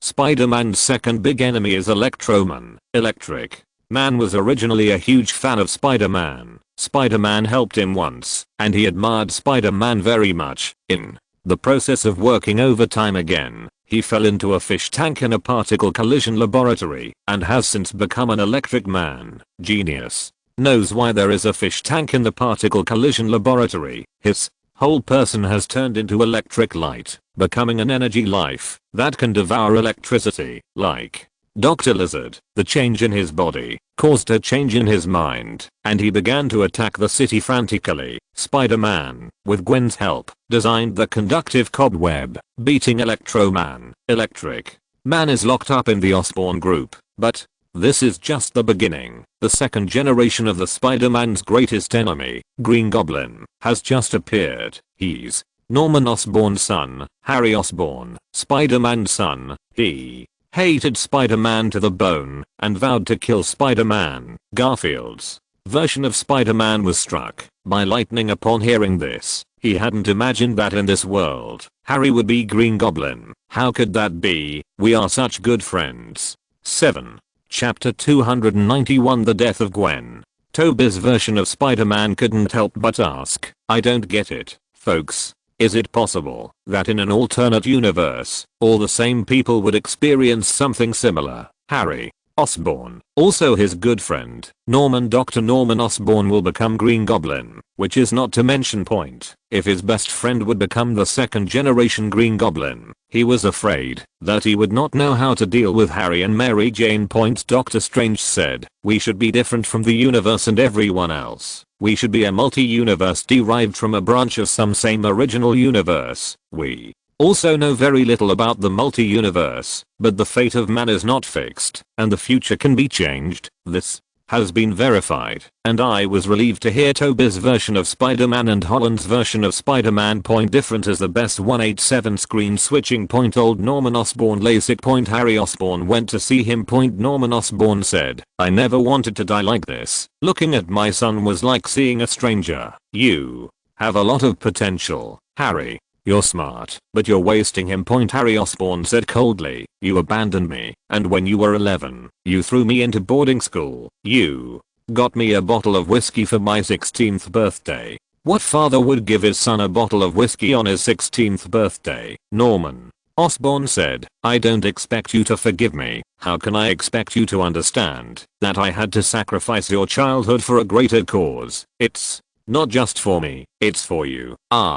Your hand's starting to cramp. You feel like you're going to cramp now, and then as if you're hiding another you under your skin. Isn't it? Retroviral proliferation. Our family's genetic disease starts at your age. The narration sounded. Norman Osborn founded the Osborn Group to focus on biotechnology and gene technology in order to treat family genetic diseases. He thought that Spider-Man's father's research could cure him, especially after Spider-Man appeared. He was sure of that. Peter turned into Spider-Man and went to see Harry, but he refused Harry's request because he was worried about the negative effects. He was afraid that Harry would follow in the footsteps of Dr. Connors. He wanted to find a safer way, and at this time, Spider-Man also discovered the laboratory left by his parents. Screen Switching point. I saw a laboratory rising in the abandoned subway. Spider-Man went in and opened the computer. A picture of his father popped up. My name is Richard Parker, and no matter what the rumors say about me, I want everyone to know the truth. The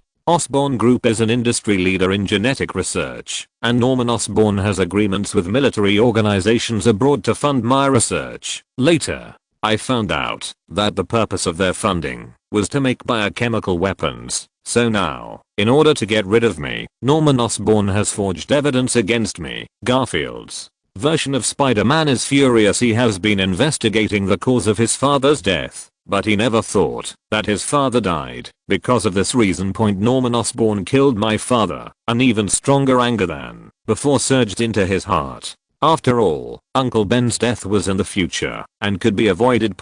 But his father has really been killed. The flame of vengeance in his heart is burning, and he has only one thought now. I want revenge. I want to kill him. I want to kill Norman Osborn. The narration sounded again from the records left by his father. Spider-Man knew that the cross-species integrate serum was made by his father using his own DNA, so unless it's all the experiments from scratch, nobody but him gets bitten by a spider and turns into a Spider-Man. Harry definitely won't. His blood won't save Harry, and at this moment, Harry was dismissed by the board, and in order to retake the board, he released Miles, the electro-optical man. With Miles' assistance, Harry killed the board, recaptured the Osborn Group, and found the serum that the Osborn Group researched. When he injected the serum, he became the second generation Green Goblin, and he and the Electron tried to kill the Spider-Man who had rejected him. Screen switching point. In the center of the city, countless electrodes have been erected. Electricians are among these electrodes and begin to frantically absorb the electricity.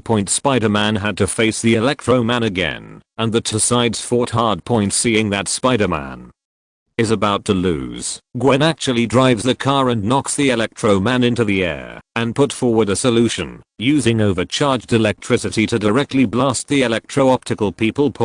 After defeating the photoelectric man, Harry, who became the second generation Green Goblin, came. Originally, he just wanted to take revenge on Spider-Man, but when he saw Gwen here, he immediately understood, and he grinned. Peter, it turns out when Spider-Man said no to me, it was you who said no to me. Spider-Man said in shock. What have you done, Harry? The current Harry reminded him of Dr. Connors. The second generation Green Goblin sneered. You pushed me to this point. You are my best friend, but you betrayed me. Spider-Man shook his head and said, no, I want to protect you. But Harry, who has become the second generation Green Goblin, refused to listen to him at all. You took my hope, and I will take yours now. His Green Goblin skateboard took Gwen away and threw Gwen off the clock tower. Spider-Man sticks to Gwen with cobweb. 0.7 fights with the second generation Green Goblin, but Spider-Man's cobweb is cut off. Gwen fell.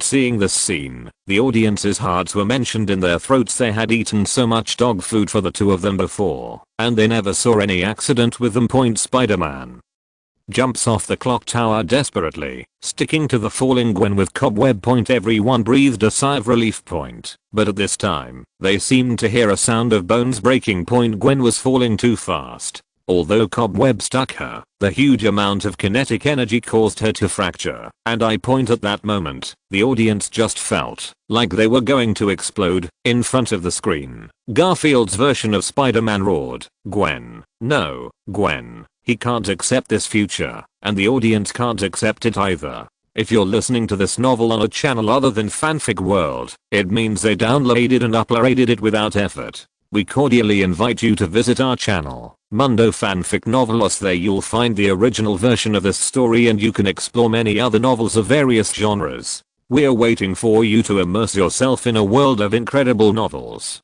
Chapter 292. Why are you so generous to the bad guys? Everyone definitely can't accept it. You used to eat all you can eat dog food, but now all of a sudden the dogs are killing you. Can this be tolerated? Captain Kirk said angrily. Kill him, Peter.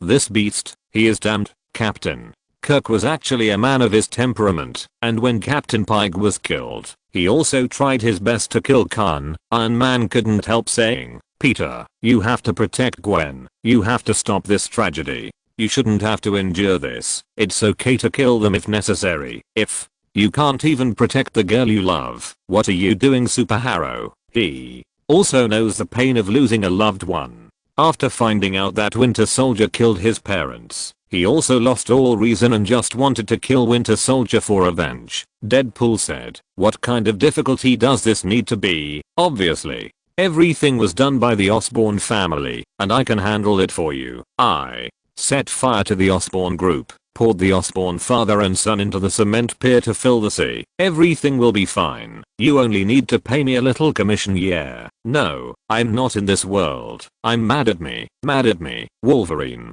lit the cigar again, took 2 puffs, and sure enough, Wade said he was going to be a superhero, which was unbelievable point. If there is a superhero opening 13, it will kill everyone. This time, though, he backed Deadpool's words. These 2 fathers and sons are so disgusting. The father killed Spider-Man's father, the son killed Spider-Man, and killed such a lovely girl as Gwen.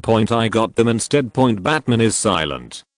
He doesn't kill because he fears the horrific consequences of superhero crossing that line. It doesn't mean he isn't angry with criminals. Even if Spider-Man really wanted to kill these 2 fathers and sons, that was Spider-Man's decision, and he didn't want to interfere. Garfield's version of Spider-Man finally calmed down on the surface, but the anger in his heart became more and more fierce. At this time, the narration sounded, the 2 uncles Ben are dead, and both Gwen and his daughter are dead, and Green Goblin, Dr. Octopus, Dr. Lizard, Electro and Sandman are drawn into a universe where Doctor Strange fails to cast spells. Spider-Man used the equipment given by Doctor Strange to lock Electro and Sandman back into Doctor Strange's cage. Only one Green Goblin escaped. In this world, the editor-in-chief of the Daily Bugle exposed Spider-Man's identity, so Green Goblin found Aunt May, and he successfully persuaded Aunt May that he was not such a bad person, but that Green Goblin would control himself and allow himself to do so many bad things. Screen switching. Green Goblin was chatting with Aunt May when Spider-Man barged in. Seeing that Aunt May was fine, Spider-Man breathed a sigh of relief. Green Goblin said with a sad face, "I went back to my house and found that there were other people living in my house. Osborn doesn't exist, my son." He couldn't continue with sadness and changed the subject. "Sometimes I'm not myself, but another person in my body. Every time he controlled me, and then I don't remember what he did. He behaved like a harmless little sheep, like a helpless child." At this time, Aunt May comforted him, walked up to Spider-Man and said, "He is lost. Not only lost, but also lost his mind." Everyone else like this? Spider-Man said, "Yes, they have some mental and physical problems." Aunt May said, "They need help, or they all need help." Spider-Man said, "Aunt May, don't you think?" "No, it's not my problem." Aunt May said, "Peter, is this really not your problem?" Aunt May knew that Spider-Man brought these people to the parallel universe because of the failure of Spider-Man's clan law to find Doctor Strange. Spider-Man said, "Sending them back into their own universe is the best help for them." Aunt May insisted, "To them? Or to you?" "What? A kind and good woman." But everyone was terrified. Wouldn't she follow in the footsteps of Uncle Ben or Gwen and his daughter? "God, don't be so cruel." The narration repeats, Spider-Man brought Green Goblin to Doctor Strange, and Doctor Strange will send them back after learning that if they return to their own parallel universe, they would die. Spider-Man remembered Aunt May's words and finally couldn't help but stop Doctor Strange from casting spells. He stole the props of Doctor Strange's seal rune, want to heal a few others, but that's the biggest problem. Aunt May is a very kind woman. She is definitely good, but good people are more easily deceived by performance. We have to look deeper. Drive Connors, second generation Green Goblin and Dr. Octopus, Electro-Optical Man. You can definitely say that they would just change their minds by the experiment. They didn't want to. They could have a second chance, but the 2 Uncle Ben, the Gwens, who can give them a second chance. Is this fair? They were indeed influenced by experiments and their personalities changed drastically, but who caused this mistake? Aren't they themselves? Did someone force Norman Osborn to inject the immature strengthening serum? No, but he's afraid of losing the order. Did Someone forced Dr. Otto to bring octopus tentacles, and even when he fails, he is reluctant to give up. No, he is unwilling to give up. He is unwilling to admit defeat. Did someone force Dr. Connors to inject immature lizard genes, and he will die if not injected? Someone is forcing the second generation Green Goblin to inject serum to treat his disease. His father has lived so long. How long does he have to study? The electrician yearns for the applause of the people and the love that Spider-Man gets. Before he became an electrician, he was bullied by others. Did he not want to do evil? Not necessarily. It's just because he doesn't have that kind of courage and ability. These mistakes are obviously caused by their selfishness. So why must others bear the consequences? Why would they have a second chance at 187? As a matter of fact, many criminals, who are usually not bad people, also have evil thoughts in their hearts. When they commit a crime, suddenly gain the upper hand, lose control, and then commit horrific crimes. What's the difference with them? Did they get amulets just because these people had one more mental illness than these criminals? It's so unfair. This phenomenon is unreasonable. Why are you so generous to bad guys? You're especially willing to give these people a chance, but it usually ends up causing them to do more damage. Your goals and your results are completely different. Shouldn't you think about what's wrong? Definitely, these words are not strategies, just some emotions. This sentence made the audience silent for a while. Yeah, those who died, who gave them a second chance. We seem to be too lenient with bad guys. Where is the source of the problem? Is there a problem with the system that so many strategies mentioned before? How to change it? And what's more important is that viewers find the site's power produces not as unfathomable and ethereal as they imagined. His strength may be the same, but his mind is not to be so concerned about the suffering of the world, so angry, such a human touch, unimaginable, possessed by such a terrifying being. At this time, the narration continued. Here, the first strategy can already be given. Chapter 293. Ability is limited, so responsibility must also be limited. Until you fully understand the ins and outs of the enemies, don't trust these people, or don't trust anyone. This is the first strategy advice given to Spider-Man, because no matter which Spider-Man it is very easy to trust others. Mysterio, the Spider, trusted him, and handed over control of Edith left by Iron Man to him, causing huge amounts of tragedy. Another Spider-Man believed in Dr. Connors, and gave him the equation left by his father to synthesize the lizard serum, which was the origin of the tragedy. Another Spider-Man who took Green Goblin's word for it in battle, and nearly died on the spot. If you die, that's your choice. You can have no regrets, but if you think you're dead, will he let Aunt May and Mary Jane go? Trust is definitely a virtue, but who is trustworthy needs to be screened, because gullibility is a form of folly, with unimaginable consequences. This sentence made all three Spider-Man bow their heads, especially the Dutch brother version and Garfield version of Spider-Man thinks so. It seems that we are really credulous, which is the source of all these tragedies. On the screen, a battle between Doctor Strange and Spider-Man, from the real world to the mirror space, is a shocking thing, but Spider-Man wins. He stole Doctor Strange's sling ring. Sling ring can guide magicians to cast spells, and more importantly, sling ring can make magicians not get lost in dimensional space. The mirror space can also be regarded as a dimensional space. Doctor Strange, who lost his sling ring, was trapped in the mirror space and couldn't get out. And then, in order to treat the problems of Green Goblin and the others, Spider-Man brought Green Goblin in the others home. Iron Man's eyes widened when he saw this. Are you crazy? You know these people have mental problems, and you have to take them home. Batman couldn't help but say, "God, you brought a few lunatics into your house, and you still have Aunt May in your house." The other viewers couldn't help shaking their heads. This child is really too easy to trust others, and too rash.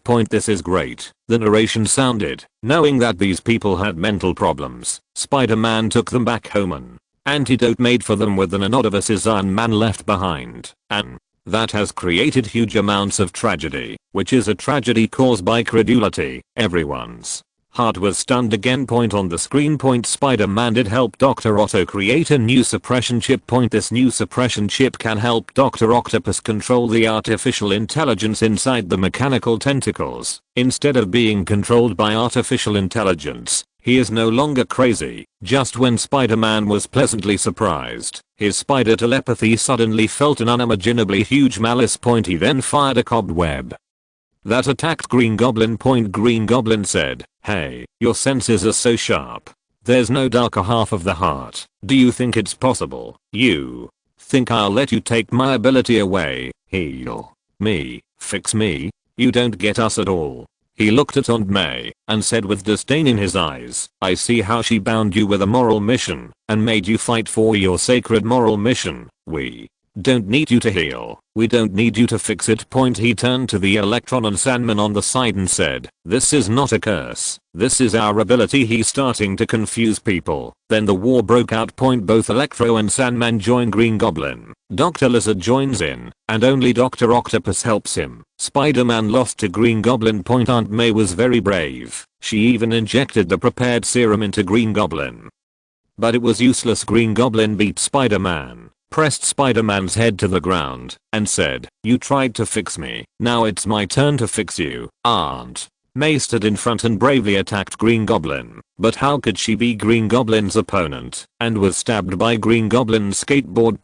Green Goblin looked at his masterpiece and said proudly, "Peter, Peter, Peter, now I will let you go. You can thank me later." What he wanted to see most was Spider-Man blacken, turned into himself, so he didn't kill both of them. After speaking, he threw a few Green Goblin bombs and ran away. Spider-Man helped Aunt May up. Seeing that the audience finally breathed a sigh of relief, it would be great that Aunt May was okay.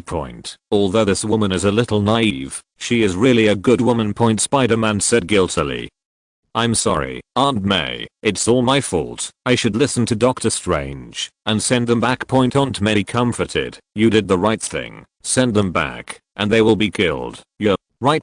Spider-Man said, "That's not my responsibility." Aunt May said, "Oh, what did Norman say before? My moral mission?" Spider-Man was about to speak, but Aunt May interrupted him. "Listen, Peter. You have an ability, and the greater the ability, the greater the responsibility." After speaking, Aunt May said, "Let's go." But before taking 2 steps, Aunt May collapsed. She is dead. No. After hearing Aunt May say that the greater the ability, the greater the responsibility, the Dutch version of Spider-Man felt bad.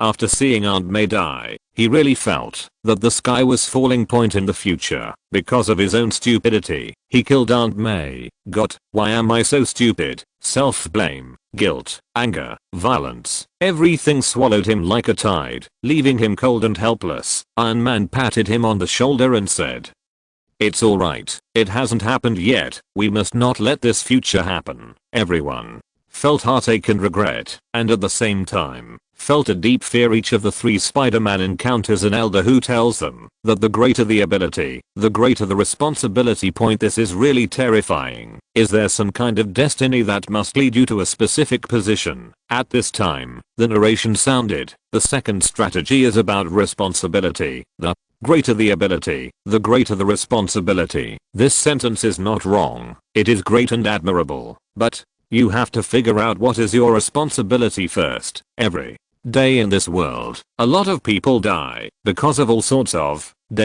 events. And even if you're Superman, even if you're Dr. Manhattan, you can't save everyone. Should you feel guilty about everyone's death? Did they die because you didn't do your duty? Definitely not. You are not a god. Even if you are a god, your ability is limited. Since your ability is limited, your responsibilities are also limited. Since the responsibility is limited, then you must distinguish the priority of the responsibility. This is a simple logical problem. These villains are your responsibility, aren't the people who were hurt by them, the people who were killed by them not your responsibility. In contrast, it is your primary responsibility to protect other people from letting them hurt others. It's time to make sure they don't hurt other people and say what's responsible for them. Otherwise, the world is too unfair. The good people are all dead and the bad people are all redeemed. What the hell? Why Gan, Chapter 294. Why not let the world forget Mysterio?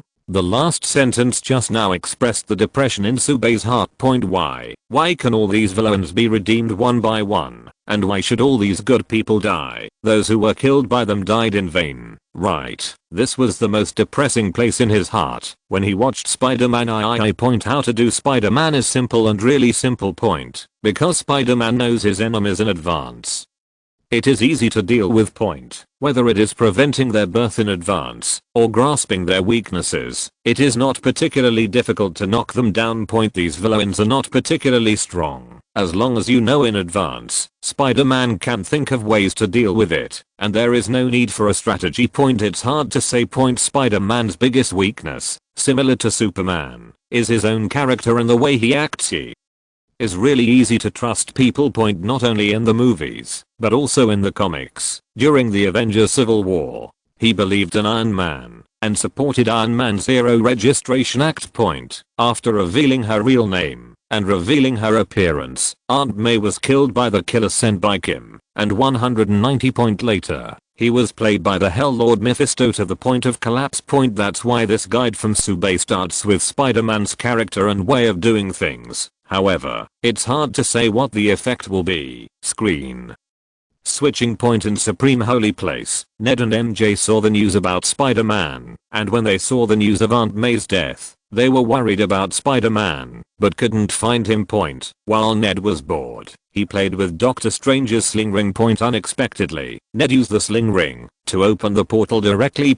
Summoned two other Spider-Mans to their side. It was only then that the audience understood why Sube put together the Spider-Man strategy. Because they did appear together, Iron Man was shocked. Why does this little fat guy use the portal? Is it enough to put on your ring? If so, can you get me one too? This is the voice of the people. Doctor Strange himself was really dumbfounded. The sling ring was snatched by Spider-Man in the gutter before, and he was trapped in the mirror space. Now, a random person can open the portal. He learned to open the portal this year, but he suffered enough. He shook his head and said, no, it's impossible not to be magician. This kid, if there is a problem, I will go and check it carefully. On the screen. The four of Ned found Spider-Man in autism together, and Ned and MJ hugged the helpless Spider-Man. Spider-Man sobbed silently. Garfield Spider-Man to Dutch Floor's Spider-Man, I know where you are. The Dutch version of Spider-Man said, no, tell me no. You know what I'm going through. She died and it was all my fault. She died in vain. So I'm going to do what I was supposed to do in the first place. You don't belong here. I'm taking you home. Those guys are also from your world, right? Then, you deal with them. If they die, and you kill them, that's your responsibility, not mine. I don't care anymore. I quit. At this time, the Dutch version of Spider-Man is extremely heart-wrenching.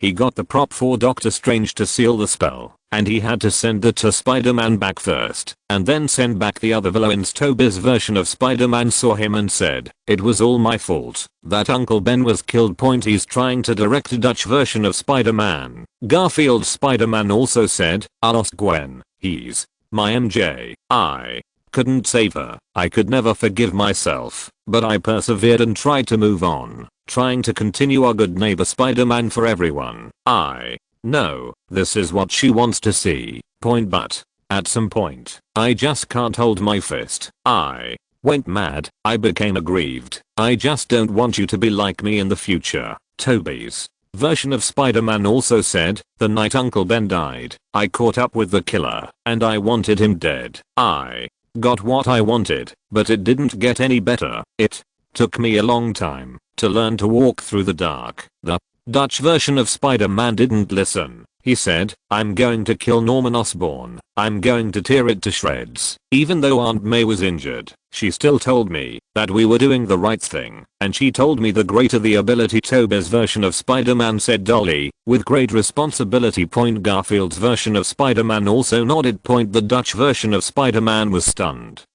Why do you know this sentence, Uncle Ben said it, and this sentence finally made the Spider-Man of the Giant floor take back the previous idea of revenge. The narration sounded, so the three of them joined forces against Green Goblin's party. Although it won in the end. The gap in the parallel universe was wider and more Spider-Man's enemies were drawn from the parallel universe, and that's when Spider-Man made a decision. He asked Doctor Strange to cast the original Kavaka spell and make everyone forget him, including MJ and Ned, including Doctor Strange himself. From now on, no one in this world knows who Spider-Man is. In this case, the enemies of those parallel universes will not come, so both Spider-Mans went home, and several supervillains went home, and they were all healed. Everyone got a happy ending, except for those killed by these villains. The last sentence of the narration is particularly yin and yang. The original intention of Subei's Raiders was, because watching Batman's movie was boring, and now watching Spider-Man's movie is boring. Yin and yang is not too weird. Fortunately, he held back, otherwise he would have made a rant video. The narrator continued, disregarding previous suspicions.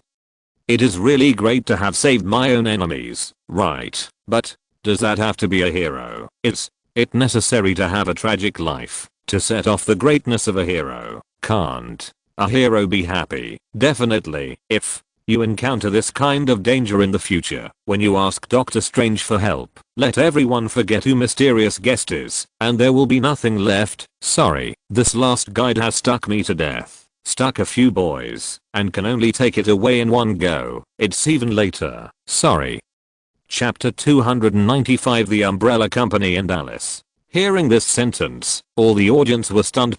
Yeah, why didn't you do that at the time? Doctor Strange, originally an elite surgeon, now Sorcerer Supreme. Spider-Man is a genius boy. 2 First-class smart people actually came up with such a bad move. Made the last bit of chicken feathers. Subei's words are not so much a strategy. It is better to say that they are still yin and yang. However, at the end, he still gave a detailed strategy. Norman Osborn is a mad scientist who dares to use himself to do human experiments for orders. Do you think your future you will be useful to his handling? Would he really be willing to lose everything and wait for it? Definitely. For Spider-Man and Mary Jane's world, it's still the future. You can go stop him from becoming Green Goblin. You can go and destroy Norman Osborn's laboratory and see if he will stop there. But the strategy's opinion is to completely destroy the Osborn group so that he does not have the capital to carry out this experiment. That's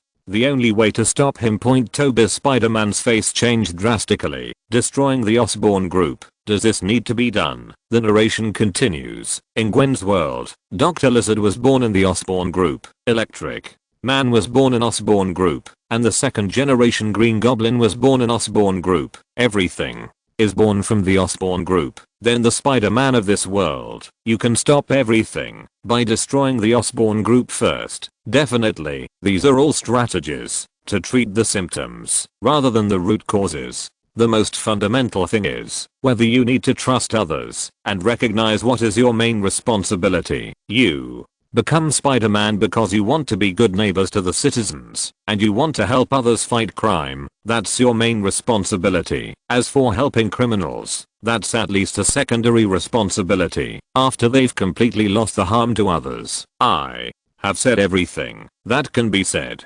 As for whether Spider-Man listens or not, it is hard to say, because Spider-Man's character is their point. Then the Raiders question pops up. When Norman Osborn is sent back to his own world, will he become Green Goblin again? This question surprised all three Spider-Man. And finally the Dutch version of Spider-Man said, no, although it happened in another future, he still hoped that the last efforts of the three of them would be effective. The website says, answer wrong, punish, seal ability. 30 days. Hearing this answer, the three little Spider-Man turned pale instantly, as if they were struck by lightning. Punishment is actually a trivial matter. What made them suffer such a shock is that they made such a decision in the future with all their strength and grief. Now it seems like a joke.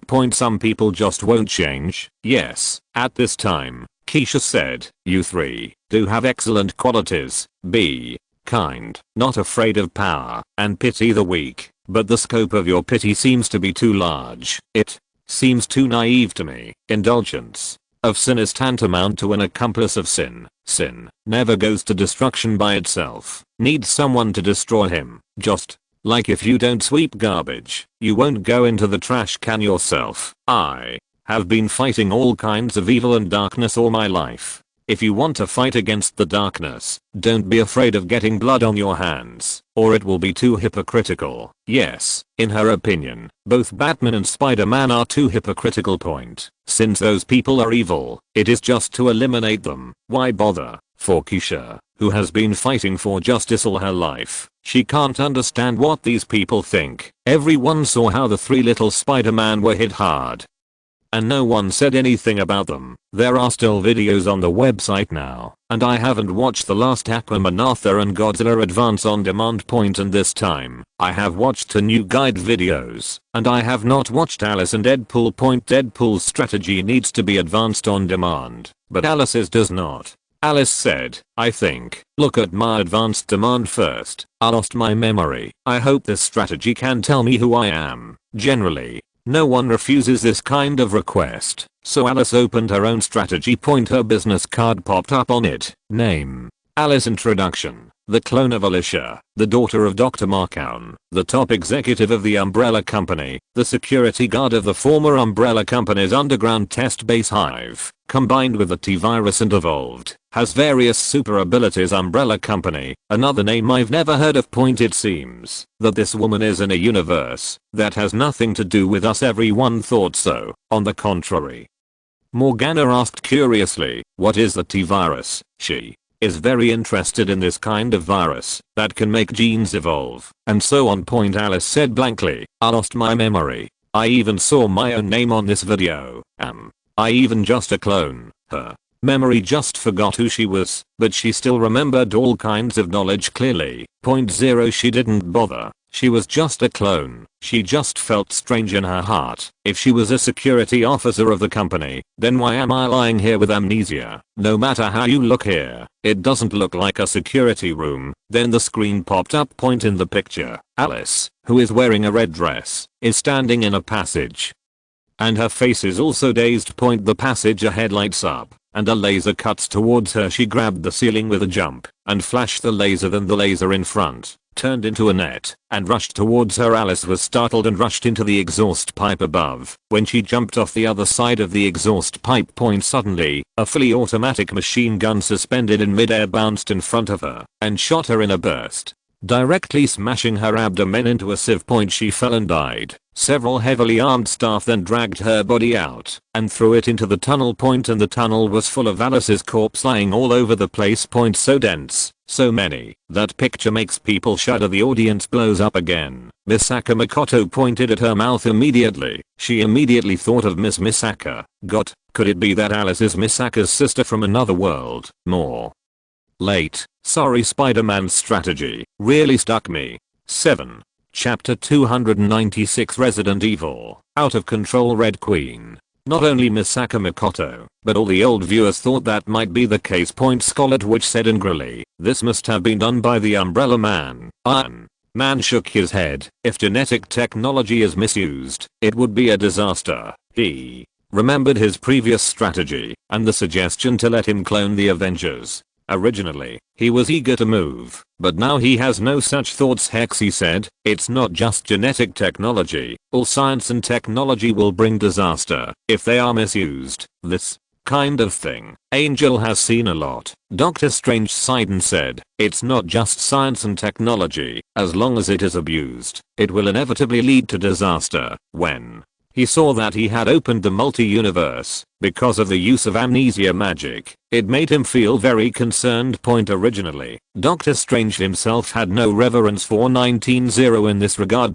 Otherwise, when I was still a rookie, I would be so daring to secretly use Time Gem to cast time magic and almost trap myself in the cycle of time. And it was because of his bold approach that he was able to repel Dormammu. This is his strength. And his weakness. The advantage is naturally that the mind is not bound. There will be a lot of whimsy, thinking that others can't think, and the disadvantage is that it may often cause big trouble. Alice herself was in extreme shock. Knowing that she was a clone before, although she was calm on the surface, she had already set off a huge wave in her heart. And now that she has seen so many of her own corpses, this kind of shock is not something ordinary people can think of. What are these people doing? Why are there so many corpses of my own here? Are they doing nefarious experiments with themselves? Clones like themselves? I can't watch this happen. I have to stop them. Point. Just like Misaka Makoto, she naturally sympathizes with those who are also clones. Then the narration sounded. The Umbrella Company is the largest company in the world. 90% of all human electronic products in the world are produced by them. On the surface, they are a company that provides electronic products, electronic technology and healthcare, but in fact their main profitable business is military technology products represented by genetic and biological weapons. The top management has been hiding this, and the employees of the company also know very little about it. The screen pops up. I saw a man in a laboratory wearing a protective suit and using a robotic arm to pack the 2 reagents in a suitcase. And suddenly a blue potion was shattered by him. Screen switching. People come and go in the lab. A female mechanical voice rang. All Umbrella employees need to have ID cards at all times. All radiation marks will be collected next Friday. Everything looked normal, just a normal lab. Suddenly the experimental dog began to bark wildly. Then the alarm in the laboratory began to sound, and the female staff member who was on the phone was still saying, "It's no big deal. Fire drill." Everyone started to evacuate, but the door suddenly closed automatically. Not just the main door, but the back door. All doors were blocked. It's not like a drill anymore. The staff are starting to panic. At this time, the nozzle sprayed thick smoke, and everyone fell down. Screen switching. In the elevator. The elevator suddenly stopped running, and a newcomer asked, "What's going on?" The old employee said disapprovingly, "Fire drill." But when they were stuck here and couldn't get out, everyone panicked. At this time, they heard screams, and another elevator suddenly lost control and fell directly to the ground. This time, they were really panicked because their elevator started to fall too. Fortunately, their elevator got stuck in the braking system. A petite woman opened the door, tried to get out of it, and asked someone for help, but her body was caught by the door, and the elevator suddenly began to fall again, cutting the person caught in the door into 2. Half the screen switches again. It was a laboratory that suddenly remembered the fire alarm. The staff also thought it was a fire drill. But what they didn't expect was that the water faucet suddenly started to spray water frantically, and it never stopped. The door was also locked, and they couldn't escape at all. In the end, the flood of water drowned the entire laboratory.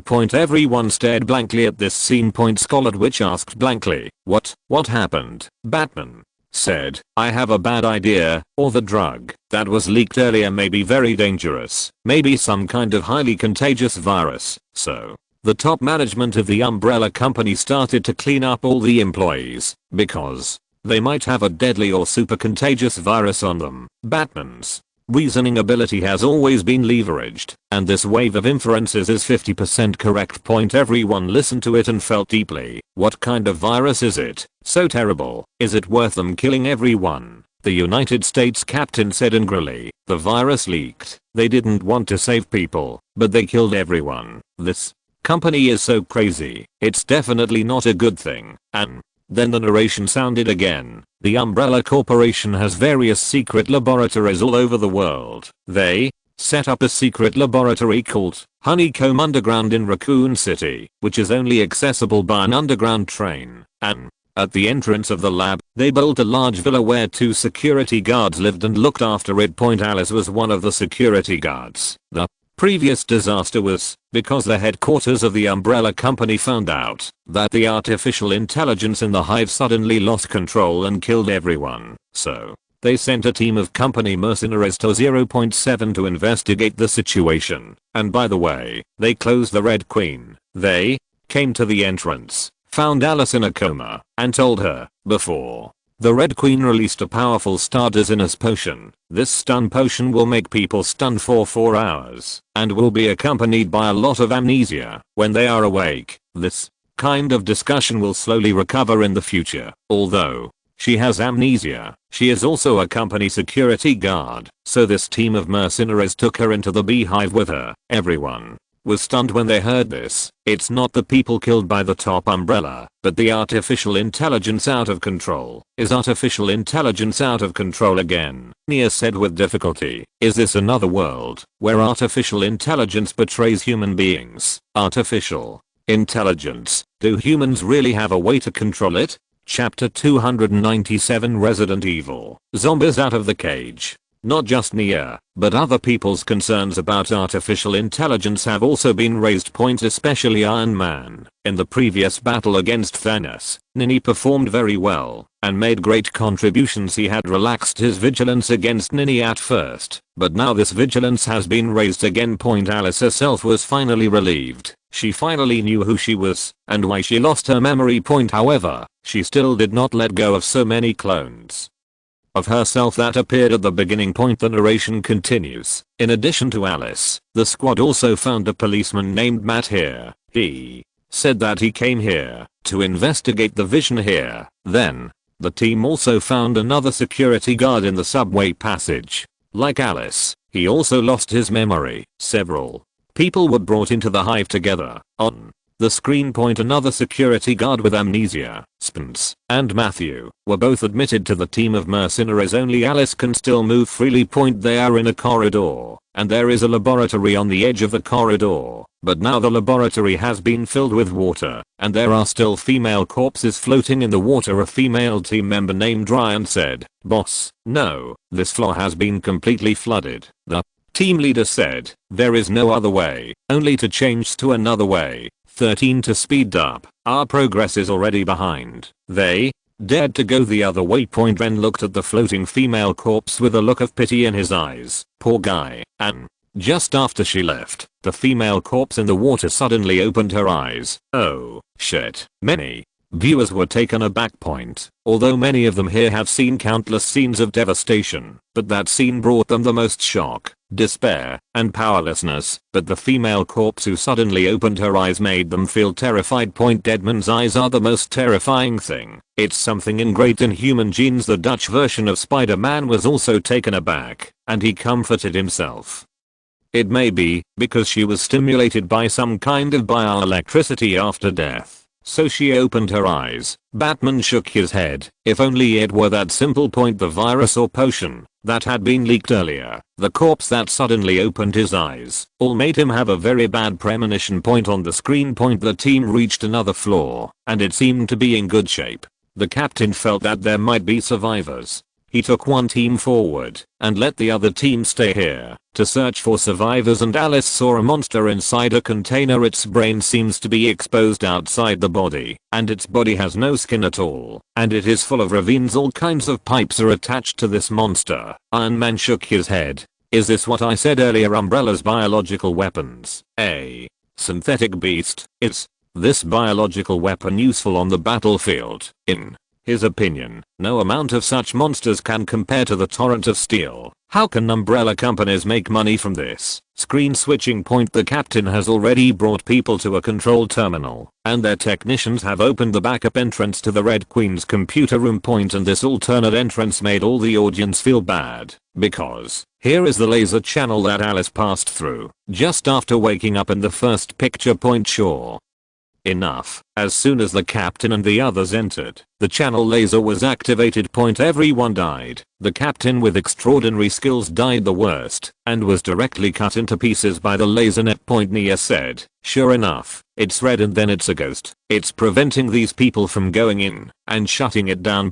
Everyone nodded. They have expressed pessimism about whether this team can complete this task. Fortunately, Alice saw the guide, and I hope this guide can help them shut down this crazy artificial intelligence. On the screen, Alice, Spence, and the technician Kaplan who were brought over were all stunned. However, in the end, the technician Kaplan decided to go in to complete his task, and Alice followed him. And this time, they walked into the computer room without any risk. At this time, the projector on one side projected the image of a little girl, and said to them, "Go out, you can't turn off mine. Turning off me will cause the main power to shut down." But Kaplan said, "Don't listen to it. She is a virtual image of the Red Queen, created by the designer in the image of her daughter. It will deceive us, confuse us. Eventually, they will be read off." After closing, the Red Queen said, "You will all die here." Then it disappeared. All the audience breathed a sigh of relief. Although many people died, it was great to be able to shut down this crazy artificial intelligence. Nia said to Alice, you know what? You just stopped a crisis that would destroy the world. In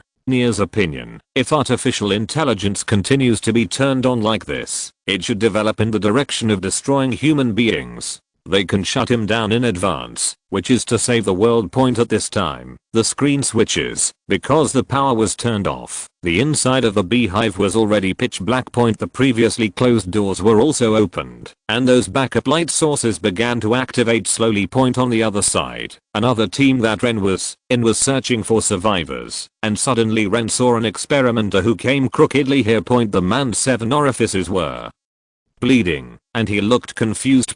Ryan stepped forward to support him and said, it's alright, it's alright. Unexpectedly, before her words were finished, the man opened his mouth and bit her hand. Then he threw her to the ground and wanted to bite her like crazy. At this time, another member of the team, GD, rescued her and threw the crazy person out. Ren looked at the wound and said in disbelief, she's crazy, she actually bit down a piece of my flesh. At this time, the person who had been thrown out before stood up crookedly and walked towards them, trying to attack them. GD pointed the pistol at him. Don't get off. But the man didn't pay attention at all and still walked towards him crookedly, and GD had to shoot, hitting her in the leg twice in a row. The man still walked towards him desperately. GD was taken aback and emptied the magazine of the pistol. But the man didn't have any reaction except for some tremors when he was hit by the bullet. Ren picked up the submachine gun in his hand and directly beat the man into a sieve. GD couldn't help but say, how is it possible? I just shot him 5 times. Why didn't she die? While bandaging her wound, Ren said, then she's dead now. At this time, Alice and Kaplan also rushed over. When Kaplan asked how they could kill the survivor because they shot, they found that the body of the previous survivor was missing. They found the blood of the previous man, but the blood was not much, and it had coagulated. An unpleasant emotion flooded everyone's heart. At this point, Kaplan said, we have to go quickly. Lane said, the others haven't come yet.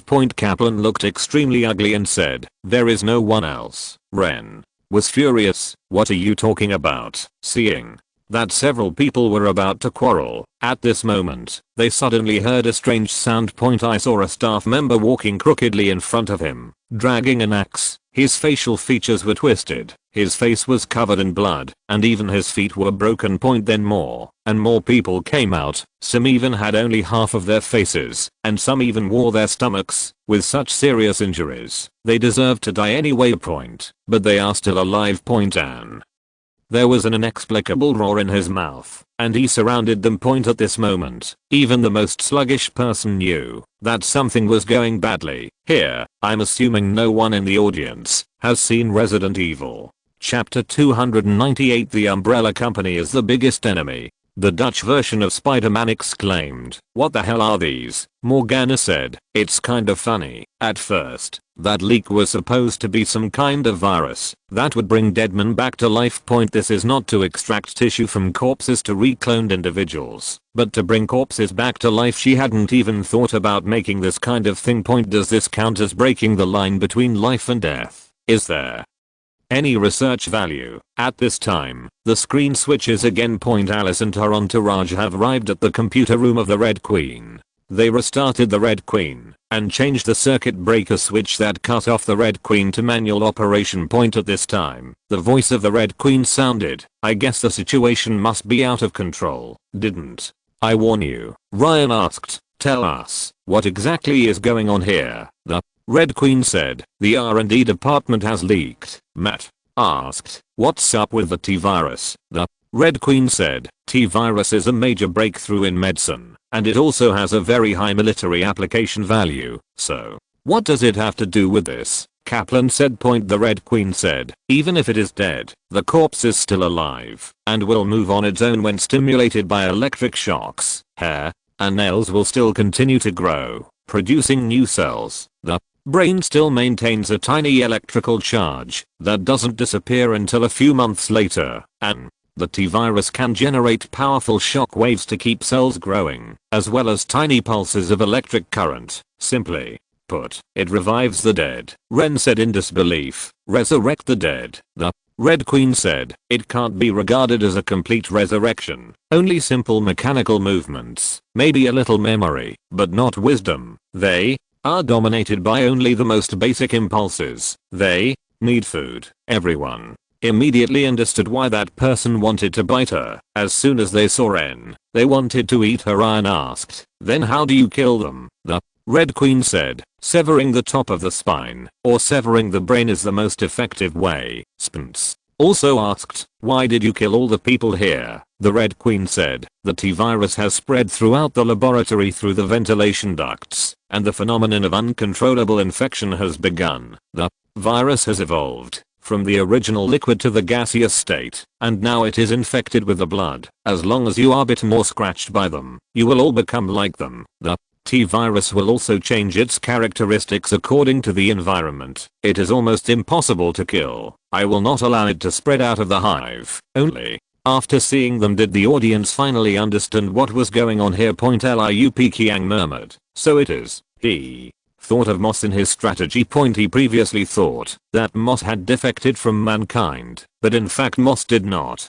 Moss was saving the world in his own way, although he did not agree. The same is true for the Red Queen. By killing everyone here and stopping the spread of the virus, although the method is a little more intense, it is indeed preventing a crisis that could destroy the world. This AI did not betray, and hearing this, Morgana has lost interest in the virus. What is the use of a pile of corpses that can walk? Iron Man's heart palpitated when he heard this kind of thing. In any case, this kind of thing can't let this kind of thing spread to the ground. It will be a devastating disaster. All nodded in agreement. At this time, the narration sounded, this is the origin of these zombies. Kaplan closed the Red Queen and let those closed doors open so that these zombies could escape. Alice slowly recovered her memory during this process. It turned out that Matt wasn't a police officer, he was just an environmentalist, and he felt that the Umbrella Company was hiding something terrible. His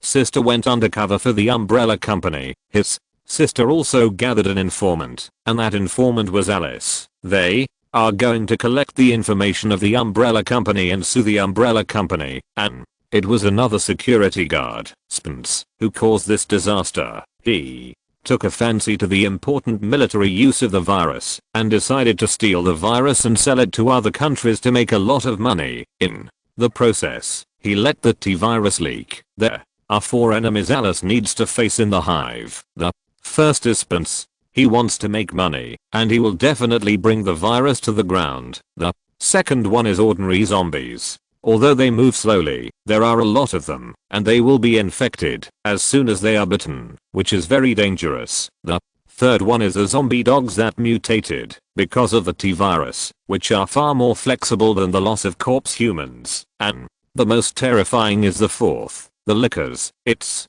a weapon made by the Umbrella Company using an industrial virus, a mutant of the T-virus. It relies on hearing to hunt food. The heartbeat of the prey and raw can't escape their hearing. With super jumping power and speed, in terms of strength, it is not comparable to human beings. In the hive, they are the most feared hunters. So, the first strategy I gave to Alice was to never shut down the Red Queen and release these zombies. You need to completely destroy the hive. Use bombs to detonate this base, and use fire to completely kill these zombies. Everyone breathed a sigh of relief. If this was the case, would it be possible to stop the spread of these viruses? At this moment, Alice suddenly heard a crisp sound. Several fully armed soldiers rushed in. The soldier who took the lead grabbed Alice directly. Report the situation, soldier. They turned a blind eye to the projection screen in front of Alice. Apparently only Alice could see it. Alice came back to her senses immediately. They were the ones who came to deal with the front nest and were going to shut down the hive. Denos, she immediately said, the T-virus has been leaked and the Red Queen has killed everyone. Everyone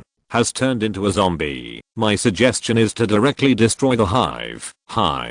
There's no one alive anymore, and These words made the captain instantly dumbfounded. What is the T-virus? What are zombies? Your task is to close the hive. But Alice, as a frontline security officer, her opinion is absolutely worthy of attention, and the captain immediately wanted to report it to the top. At this time, the narration continued. The above is only for the strategy in the hive. Outside the hive, the umbrella company is Alice's greatest enemy, and it is also the greatest enemy of mankind. Upon hearing this, Alice immediately grabbed the captain and said, "Don't report it to the company." Her action aroused the vigilance of the other team members, who immediately pointed guns at Alice. Sweet. If you're listening to this novel on a channel other than Fanfic World, it means they downloaded and uploaded it without effort. We cordially invite you to visit our channel, Mundo Fanfic Novelos. There you'll find the original version of this story, and you can explore many other novels of various genres. We're waiting for you to immerse yourself in a world of incredible novels. Chapter 299, The Umbrella Corporation's Human Removal Plan. The captain also pointed a gun at Alice, but he had stopped reporting and just asked, "Why can't you report to the umbrella company?" As a mercenary, he has encountered many dangerous moments, and he was not backstabbed once or twice by his employer, so he wondered why Alice said this. The narration continues, because this disaster was actually deliberately caused by the umbrella company. Alice and Matt had also escaped from the hive, but they were caught by the umbrella men to experiment, and since then the T-virus has been spreading in Raccoon City. Hearing this, Alice felt boundless fear in her heart. She shuddered at the thought of the image that the city was full of zombies. Her thoughts raced through her mind, then took a deep breath, looked at the captain and said, "We haven't met before, have we?" The captain nodded suspiciously.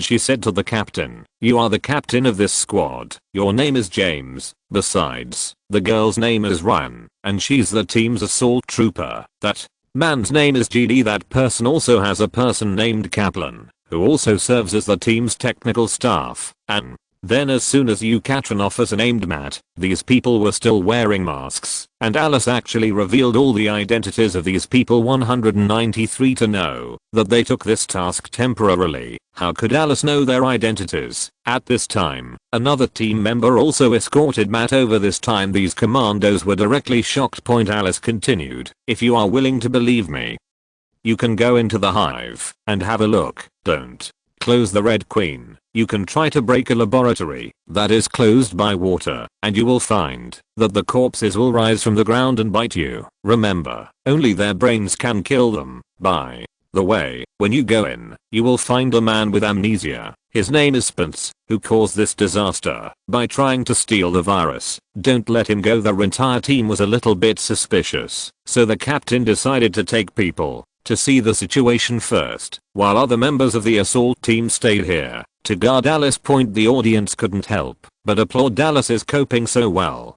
This girl's performance is really good. Screen switching. Alice in the picture has changed her outfit. Her body is dirty. She is wearing tights. She has a gun in her hand, followed by a group of people. In front of her is the Red Queen. Before the T-virus was released, a secret file was uploaded to my stream. The Red Queen said to her, "It's a video of the Umbrella High Command meeting. It happened 17 months before the virus outbreak." Then the Red Queen showed a picture. In the picture, a well-dressed man in a neat suit said, "We are here today to discuss the future of our company and our world. It's their end. Our world is on the brink of destruction. Terrorists, wars, more and more incurable diseases, nuclear weapons beyond our control. Even if we get away with these crises, we will face other, more inevitable threats. In 80 years, global warming will melt the polar ice caps. Seawater will cover 90% of the habitable places on Earth. Uncontrolled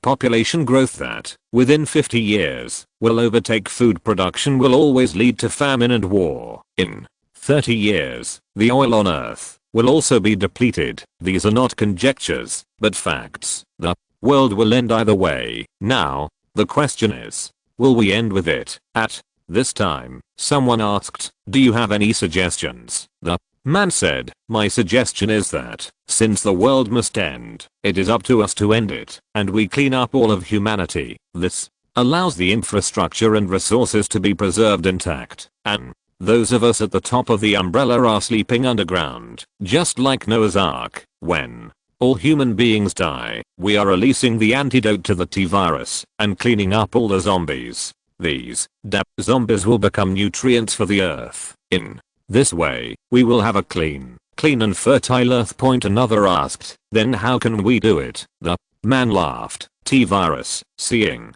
that, Alice opened her mouth wide and couldn't believe that the top of the protective umbrella was so mad. Iron Man sighed. That theory again. This guy is a Thanos again. No, he's not as good as Thanos. Thanos is at least willing to give everyone a fair chance, one half random death, and he chose only those they chose to live. When other people see this kind of thing, although they are still shocked, they also have some immunity. Just scolded a few times. Alice couldn't help but said, how many people are at the top of the entire umbrella? How can people like them live in a world without humans? Morgana. AA smiled. Have you forgotten their cloning technology? They can clone so much, even you. Alice is furious. They are damned. And Ryan and GD looked at Alice talking to herself. The gun in their hands tightened a little bit, and they now seriously suspect that Alice has a mental problem. But did she act so amazing before? Or was she a necromancer? It's normal for the necromancer to babble. Most of these mercenaries are superstitious. The narration sounded again. So Alice, what you are fighting against is actually the entire umbrella company, the super behemoths of this world, and even the various countries are playthings in their hands. So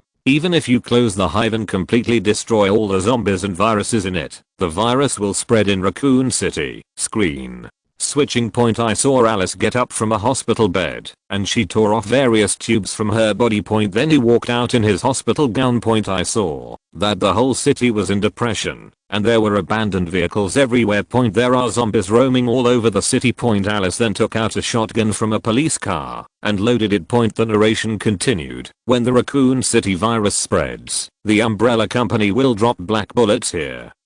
So you have to escape as soon as possible, and you'll need some help from your comrades. The screen continues, still facing the scene of the Red Queen talking to Alice before. The Red Queen said to Alice, I was created to serve the umbrella company, but my program also makes me pay attention to human life. Drive. Isaac let the virus run its course in the world. He murdered 7 billion people, but my procedures don't allow me to harm the top of the umbrella company, so I can't stop Dr. Isaac, but you can. The narration continued. So, the Red Queen is the first person you can win over. Chapter 300. The protagonists of Resident Evil. This sentence made those who previously thought that the Red Queen was behind the scenes and that artificial intelligence betrayed humanity once again felt embarrassed. It turns out that this time it was not artificial intelligence that betrayed human beings, but that human beings themselves betrayed themselves. Why are there so many such lunatics? No matter which parallel universe it is, everyone is speechless. Then the screen switches. Someone in the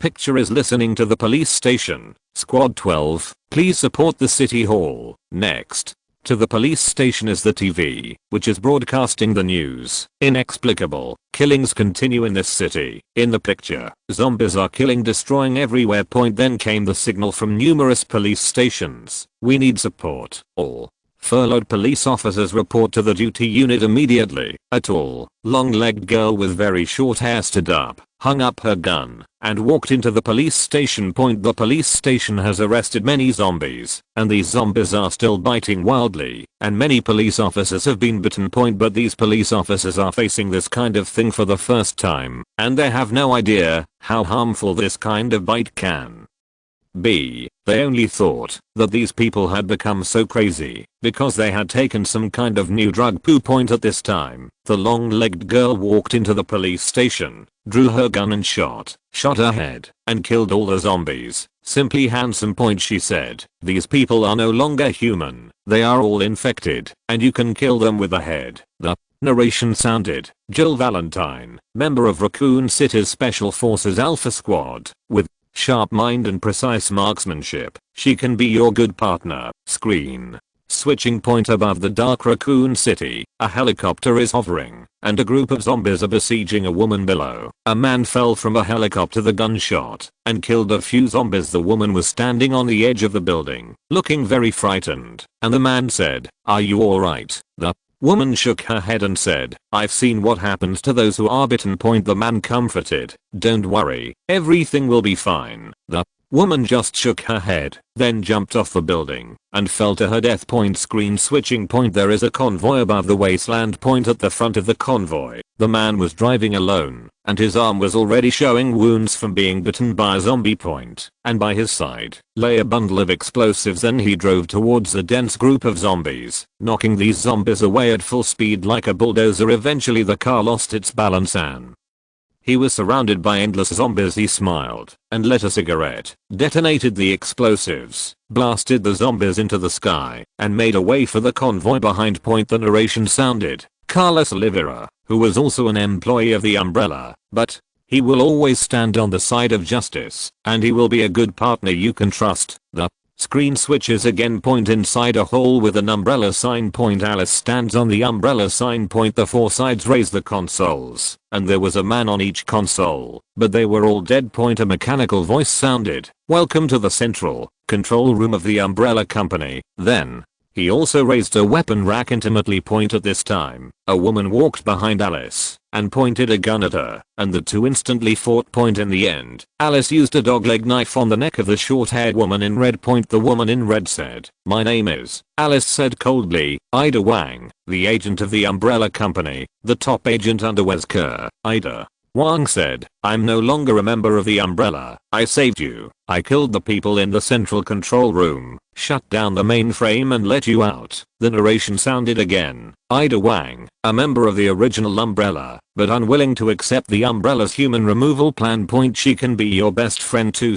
Alice introduced a good partner. This strategy can only do so. Because the movies of the Resident Evil series are really split between the front and back plots. He didn't even know how to make the logic in itself consistent if it really became a parallel universe. So he introduced these protagonists to Alice, hoping that the protagonist halo that so many protagonists gather together will be useful. This is a metaphysical walkthrough video after introducing these original protagonists in the game and later the supporting roles in the movie. The narration sounded again, "Alice, your biggest comrade in arms is yourself. The Umbrella Company has cloned countless you. You only need to liberate them. You can have countless comrades. In other words, knowing yourself and your enemy can win 100 battles. Umbrella dare to do this. Their most important reliance is the virus. There is an antidote and formula for the T-virus in the hive. Spence stole it. As long as you can bring it out and replicate the antidote, then this crisis will not be a threat." 4.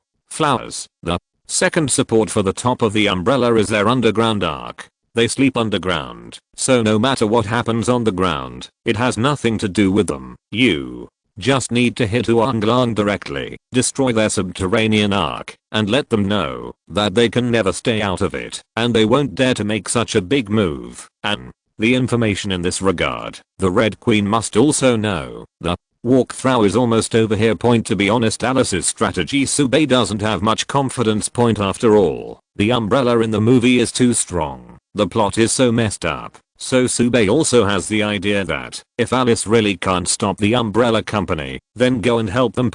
Even if it's just a parallel universe, Sube doesn't want to watch this world be devoured by zombies with his current strength. The world of Resident Evil is arbitrary. At this point, the Raiders' question posed, will the future described by Umbrella Corporation executive Dr. Isaac be a reality? Alice said, no. She saw that Dr. Isaac's statement about the end of the world and only felt that it was out of the world. If the top of the protective umbrella can believe these nonsense, it is even worse. The website says, correct answer, reward worker virus. At this time, Alice has not yet been infected by the virus. She got the virus after she and Matt were taken away by the Umbrella Company. Both were used by the Umbrella Corporation for human experiments under T-virus, and Matt eventually became a tracker. Alice has successfully adapted to the virus because the worker virus was originally the creator of the Umbrella. created to treat his child, and Alice is a clone of that child. Definitely, this is the 6th part. It's completely different in the 2nd part. The movie is very confusing in this regard, so Sube didn't mention much about the plot behind it point at this time. The Captain James had returned with his team members, all looking extremely ugly point. They were also riding the suitcase that Spence had brought out point. The captain said to Alice, "You are right, that kind of shit can never be put on the ground, so what are we going to do now?" Alice took a deep breath and said, "We are going to negotiate with the Red Queen first." Chapter 300, Scatter Flowers. 7 Chapter 301 Godzilla clicked on the raiders. The audience watched Alice so decisively, and they were not in a hurry to watch the next guide video point. All focus on Alice's live broadcast. I saw Alice with a gun in hand, walked up to Spence, who had a bewildered face, and said, "You are too dangerous." After he finished speaking, he shot directly to the head point. This shot shocked many viewers, and it was too unexpected for Alice to kill at this time point. Spence has no power to resist, and Alice saw the same confused mercenaries and said, "It was he who broke the virus, and it was he who stole the virus." Although the dazzling potion released by the Red Queen will make him temporarily lose his memory, he will definitely remember it slowly. If he remembers it, he will definitely not be willing to destroy the T-virus by us. He's or threat point. Those superhero can't do this kind of thing point. Otherwise, Superman and Batman should kill Luthor early. 193. Lest he really do something irreparable point. Otherwise, Iron Man should have shot Quentin Baker by now point. Spider-Man should go directly to kill the 2 fathers and sons of Osborn, Dr. Lizard, Electroman, Sandman, Dr. Otto point. They will not accuse Alice. They have their own standards of behavior, but they will not demand others with their own standards. Just amazed. Only Deadpool said, "Sister, you did a good job. Those high-level umbrellas should also be killed neatly like this." Deadpool likes her style point. Alice took everyone down the hive. The main power of the Red Queen has not been turned off. All the zombies are blocked, and the lickers are still sleeping point. Only one laboratory was broken, and that was previously broken by Captain James. There are not many zombies in it, only 5. They have already killed them, and they are all headshots. Then they rushed towards the emergency channel of the Red Queen point. Alice felt wrong and said, "Stop." I saw that there were several dark figures around. Those zombie dogs. The Red Queen blocked all the zombies, but when these zombie dogs started out, they were only caged, and after they became zombie dogs, their power was even greater. He ripped open the cage and ran out point. They lurk in the shadows, and even infrared glasses are difficult to detect. Ren took a deep breath. "Is this the kind of ghost?" Alice said, "Don't worry. Just hit them on the head." At this time, several dark shadows rushed out from the top, from the bottom, from the left, from the right, from all the dark places. The sneak attack was too sudden, and the mercenaries couldn't catch it. At this moment, Alice carried 2 guns, shot in all directions, and shot her head. So handsome. Originally, Alice was very strong as the security guard of the umbrella point. After the virus strengthening, the physical fitness and reaction speed are farther than Superman point. The speed and accuracy of these shots shocked the team members. Someone breathed a sigh of relief. "It doesn't seem to be difficult to deal with," Alice said. "Don't take the enemy lightly. If there are not many of them, there is no threat, but they are too contagious. Do you think it's easy to deal with when there are overwhelming zombies that won't die if you don't head off?" Hearing Alice's description, the team members all had goosebumps at this moment. All the team members also agreed with Alice's leadership point. Alice not only has the ability of being a prophet like a necromancer, but also has such a sharp marksmanship, such a good skill, and more importantly, a good brain. Mercenaries admire such people point. Then they walked to the laser channel, and Alice said directly, "Red Queen, I know you are watching. Right, I know why you killed everyone here. I also know that all this is the plan of the Umbrella Company, and I also know that you don't want to see human beings go extinct. So, are you willing to form an alliance with me?" A nearby camera flashed a few times, and suddenly a voice sounded. "I'm curious how you know this, but it doesn't matter. The important thing is that, even if you are willing to join forces with me, how will you fight the Umbrella?" Alice said, "First, I'm going to take the antidote and the antidote formula. Second, I need to know the location of the Ark under the umbrella. Third, I hope you will give me all the information about the internal meeting of the Umbrella Company's Supreme Command. Fourth, I will completely blow up this place and let the fire purify everything. There was a beeping sound next to him, and Kaplan took out his laptop, and several documents had been uploaded. That was the formula for the antidote, the Red Queen said. I was created to serve the Umbrella Company, so I can't give you the information of the high level meeting. I won't tell you that the Umbrella's underground arc is on the outskirts of 20th Town in 20th City, underground. I won't tell you that you can download this video on the Hive.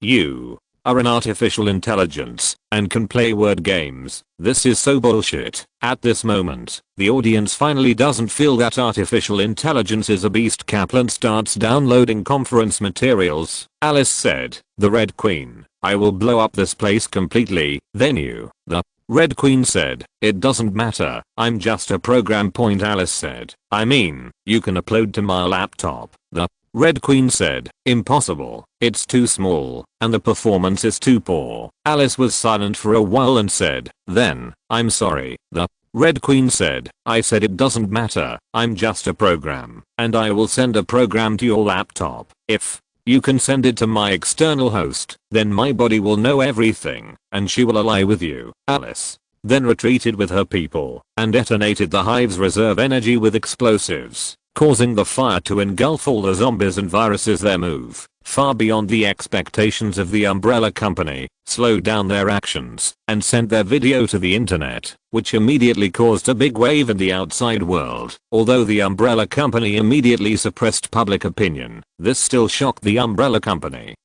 Thinking that there was a spy inside Point, they are going to carry out the human removal plan, and it is incredible that there are spies inside Point 0.7. Fine. While they are sleeping, pressing a button will send them all back to the West Point. Therefore, the plan to clean up the Earth began to be delayed, and they began to hunt down Alice and her party with all their might. After Alice and the others left the Hive, the audience moved on to the next walkthrough video. Deadpool's strategy video needs to be advanced on demand, while Aquaman, Arthur and Godzilla don't need it. So Godzilla opened his own video. The audience was a little excited because it was the first time they watched a video of a big monster, which was a very fresh experience. Godzilla's business card popped up. Name: Godzilla. Nickname: Mr. Introduction. An ancient giant beast that feeds on radiation. After the Earth's radiation slowly dissipated after ancient times, it began to sleep. Until one day humans detonated a black bomb and woke it up.